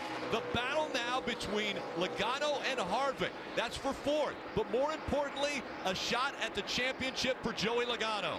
If he can stay in front of Kevin Harvick, he has a chance at the championship. The caution comes out. The 95 into the wall. There will be a restart, and it is going to go to overtime. And what do you do? Who's going to pit? Who's going to stay out? Michael McDowell in the 95, hard into the wall. The right rear tire is down. Right front tire down as well. 19 cars on the lead lap. Bowman trying to win his first ever Sprint Cup Series race. He'll start on the front row. Kenseth, race leader, more than likely chooses the outside line. Then they stack up behind him. Kyle Busch, Joey Logano will make up row 2. Take a look at what happened to McDowell.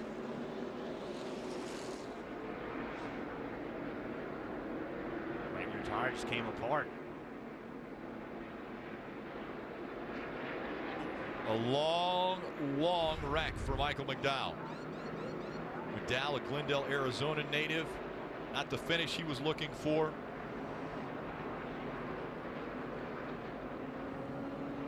Saw numerous drivers look at coming to pit road, and now the 11 has decided to do it. He needed to do something. Kelly. The 41 trying their hand at strategy. Once again, it's going to be just 2 right side tires for Kurt Busch to try to make a run for victory lane, Dave. Kelly, it was a fuel call for the 11 of Denny Hamlin. He was going to run out, so they'll go ahead and put on, looks like possibly just 2 right side tires. That's it, and they'll get him fuel to the end.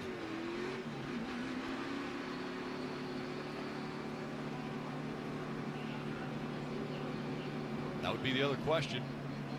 Denny Hamlin more than likely would have ran out of fuel if he wouldn't have come to pit road. They made the decision to stay out, but now with overtime, they had to come to pit road. Right side tires for the 11 team, but now it's all going to be on a restart. Overtime rules. Once they get the green flag, if they are able to make it all the way around to the overtime line, and that overtime line is just past the apex of the dog leg. If they make it to the overtime line, by the way, that line superposed on the track, it's not actually there. The one we have is right next to the line that's on the track. If they make it to the overtime line before a caution comes out, they will then race back to the checkered flag. So, Rick, we saw cars come to pit road to get new tires. Denny Hamlin, the first car to come off from pit road with new right side tires. He's going to line up all the way back in the 10th position with 8 points to make up. It's going to be very interesting, Jeff, to see if he can use those 2 tires to gain the positions. But remember how wide that dogleg is on the backstretch. And remember, Rick, you just said it. Unlimited overtimes. If we have another false start or another accident in 1 and 2, the leader doesn't get to that line, Denny Hamlin may get more than 1 shot. It'll be interesting to see what line Matt Kenseth takes. I think he'll pick the outside. That'll put Bowman on the inside. Kyle Busch would be on the inside. Joey Logano on the outside of Kyle Busch. It'll be interesting. I think if I was the leader, that's what I would pick. I would pick that outside. It seems to have been the most effective place to be all day. Let's listen in to what the 18 is saying on the radio. The 20 to take the inside, that would help me. Kyle's logic, of course, Rick, is that the launch that the 20 could get from the inside could help them both. But remember, this is about me now, not us. And now the response from the 20 team as to what they feel like they should do on the restart. Yeah, forget that. No, I'm with you. I'm just letting you know. Appreciate it. And we saw it earlier. Matt Kenseth, he was asked by the 11 of Denny Hamlin, hey, Denny, asked him, could I have the outside line? Matt Kenseth wanted it. He took the outside line, put Denny Hamlin on the inside. That was earlier on a restart. Well, this has been the conversation all week. How long can the Joe Gibbs teammates race as teammates? And I think I'm completely in support of Matt Kenseth. They're not teammates anymore. They'll be teammates when the race is over, but right now, Matt Kenseth is the driver of the Dollar General 20 Toyota. It's his job to get that car and that car only into the championship 4 at Miami. Hey, Matt Kenseth at Martinsville was put on the outside lane by Kyle Busch because Kyle Busch needed the inside lane late in the race. Didn't work out for Matt Kenseth. Matt Kenseth's got to take care of himself here. Yeah, because guess what? Alex Bowman at 88, he's here to win the race. I don't think the 20 wants to mess around with that 88. He was faster before the caution came out. If you gave him the preferred lane, there's no telling what could end up as they get stacked up off turn 2. And listen, Matt Kenseth has been in this position several times this year. We saw Matt Kenseth, the leader at New Hampshire, late in the race. He takes off, gets a good start, but the 4 car ends up getting by him off too. A little bit of contact, ends up getting by him and goes on to win this race. So he was in the position at Loudon, was not able to take advantage of it. Now it's Charlotte, once again in the lead late in the race. Gets a good launch. 48 car gets a little bit better launch. 48 ends up clearing Matt Kenseth to go on and win the race. So late in this year when Matt Kenseth had the opportunity with the lead, has not been able to execute.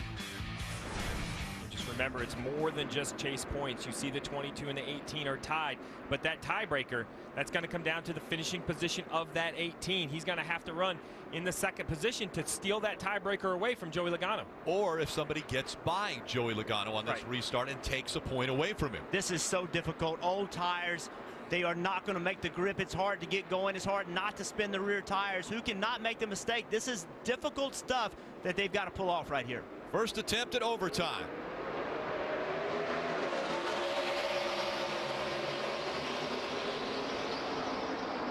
Bowman trying to block. He gets into the 20. The 20 slides. The 18 goes by. The caution hasn't come out yet. Now it does. The 20 of Kenseth into the wall. The 18 of Kyle Busch was trying to get beneath the 88 of Alex Bowman. Bowman was blocking. He went down low. When he came back up the racetrack, he got into the 20.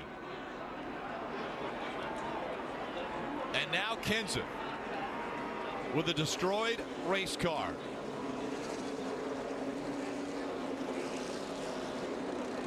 Jason Ratcliffe can't believe it. All right, guys, be ready.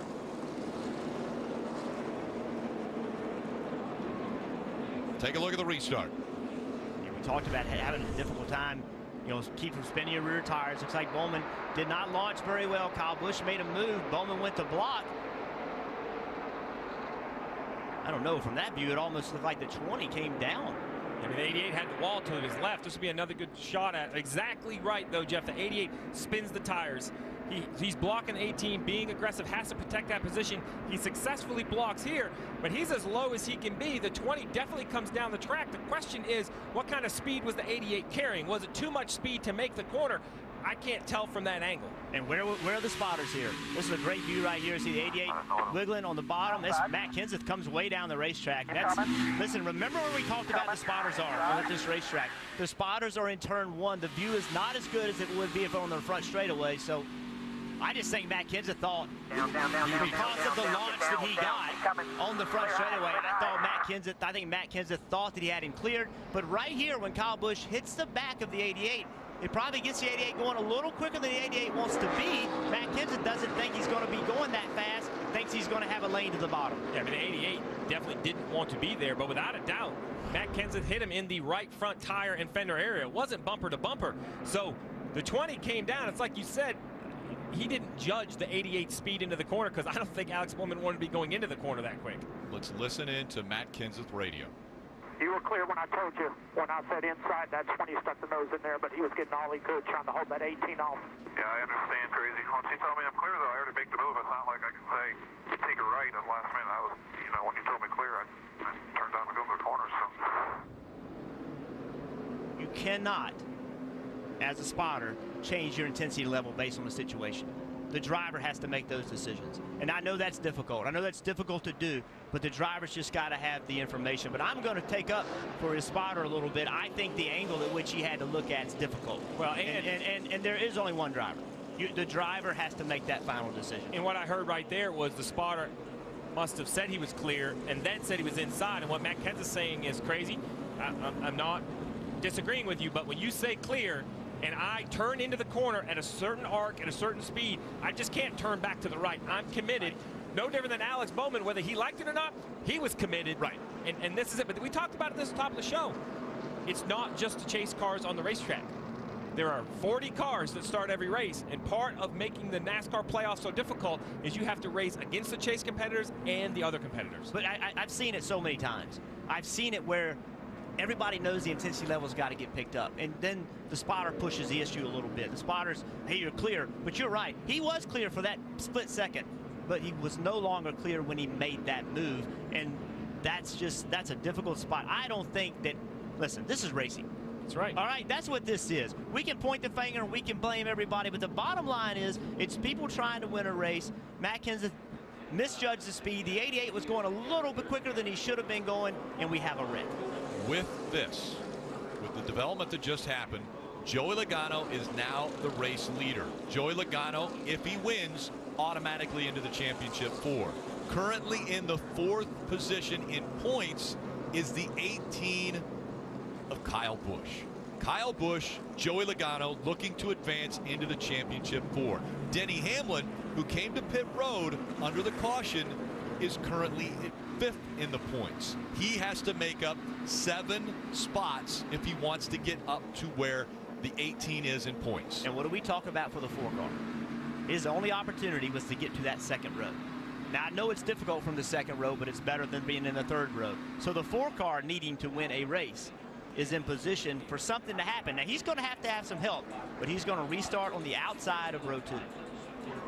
And again, the leader is scored based upon loops when the caution comes out. The only time that video is used to determine the finishing order is after the race. Once the checkered flag has come out, that is when they will determine the end of the race as far as finishing positions.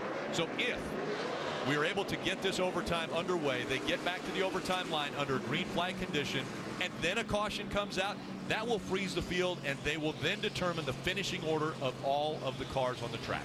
All week long, Kevin Harvick, best track, 8 wins, 5 of the last 6, never been eliminated. Had the poorest average running position we've seen him have at Phoenix in recent years, still has an opportunity.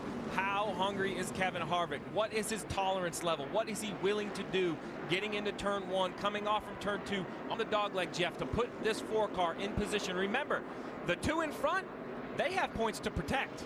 Kevin Harvick, he's a must-win. The bull. Remember? Kevin Harvick, the bull. Before the chase started, this was his attitude. He was going to be the bull. Will he be the bull on the restart? Second attempt at overtime coming up. Heard him stab the throttle right there. All that is getting the rear tires hot, getting them cleaned up, getting ready to launch in the restart zone. Joey Logano has chosen the outside line. Kyle Busch, very good on restarts, will be on the inside. It'll be a battle for the win as they go into turn number 1, back into the restart zone.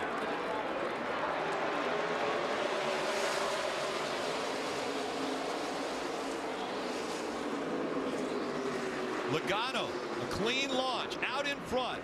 Kyle Busch, currently running second. Kyle Busch knows the point situation. If he stays in that position, he advances into the championship 4. They're past the overtime line. It's an official restart. The next flag that comes out will determine the finishing order. Logano, 1 lap to go at Phoenix. One more time around. Joey Logano. Kyle Busch looking to advance to the championship 4. Down the backstretch for the final time. 5, nice and smooth in. Joey Logano comes to Phoenix, wanting to make sure he gets to the championship 4. He does it with a win. Coming out of 4, Logano wins at Phoenix.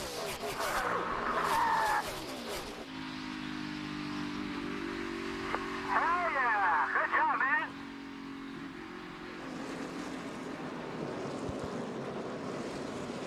Welcome back to Homestead. And the defending series champion will defend his title. Great job, brother. Never gave up, buddy. That's why I love you. Way to dig, guys. Remember how hungry Joey Logano was last year after he felt the opportunity at a championship was taken away when Matt Kenseth took him out at Martinsville. Now, with the win, Joey Logano will have a chance at Homestead Miami Speedway next week for the title. The 4 drivers, Jimmy Johnson, Carl Edwards, Joey Logano, and Kyle Busch. 4 drivers fighting for a title. Logano celebrating at Phoenix International Raceway. This moment presented by Sunoco, fueling victories all season long. What an impressive way to get your first win at Phoenix. Goes out and gets the win, and with that, securing a spot in the championship 4. A very happy Joey Logano. A Polish victory lap, so to speak. We saw it in 1988 from Alex Polinsky. We're seeing it again here from Joey Logano. Fifth bumps in the car. He's going to race for a championship. Logano continuing to celebrate. When we come back, he'll be in victory lane. Tonight on NBC, 6:30, it's NBC Nightly News, Football Night in America, 7 o'clock and 8:30. Sunday Night Football, Seahawks and Patriots. If it could be half the battle that we saw today on the racetrack, it'll be a great football game. See the steam coming out the base of the windshield. That 22, that's from the burnouts that have been done by Joey Logano. He has been celebrating since the checkered flag. Time for the Coca-Cola winning moment for Joey Logano.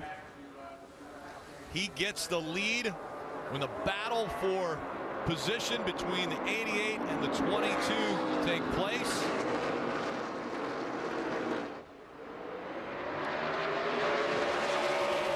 And that final restart.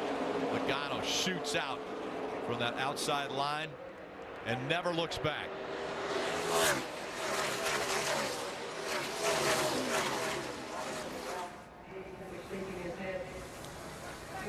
Rick, Joey Logano did it at Talladega to advance to this round. He does it at Phoenix today.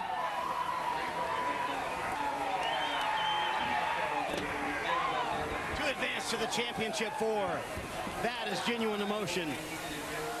And he told me earlier today, I love this kind of pressure. Are you kidding me? I was made for moments like this. But I want to know the emotions going through your head. Before that final restart, Joey, of that final run, you were tied with Kyle Busch.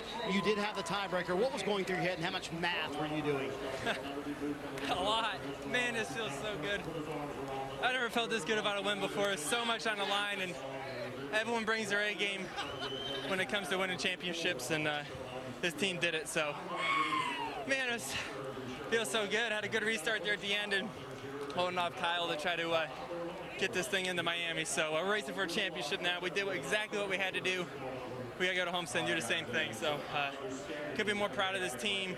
Valley States Engines bringing the heat again. Ford, AutoZone, Auto Trader, Coca-Cola, Wheels Up, SKF, everybody that helps us out.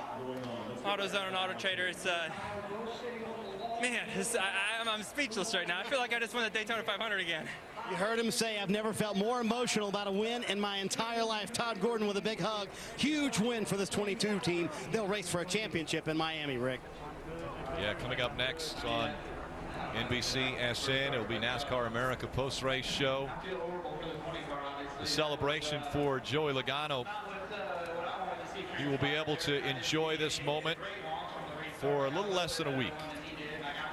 He has won his way into the championship 4. The champion will be determined in Miami next weekend. You can stick around for the NASCAR America post-race show presented by Advanced Auto Parts. That's coming up next on NBCSN. Take a look at the standings. At the end of the round of 8, Logano, Johnson, and Edwards, all with wins, advancing into the championship 4. Kyle Busch does it on points. 2 Joe Gibbs Racing cars fighting for a win. Jimmy Johnson looking for his 7th championship, trying to tie the King and the Intimidator. And Joey Logano looking for his first ever championship, as is Carl Edwards. We mentioned it was going to be the toughest round to 8. 3 wins. 3 winning drivers move on to Miami, I think proves that fact, Jeff. Oh, no question. We have several drivers that are looking for that first championship. It'll be interesting to see them taking on a 6-time champion trying to get that 7th. What an incredible race we have seen today. And again, make sure to tune in to NBCSN for NASCAR America post-race presented by Advanced Auto Parts. We knew that restarts were going to be very key in determining who would win this race. It also came into play as who would advance into the championship 4. It looked as though the 20 of Matt Kenseth had a shot at running for the title in 2016. But on a late restart, he was taken out, and now it is the championship 4, including race winner Joey Logano.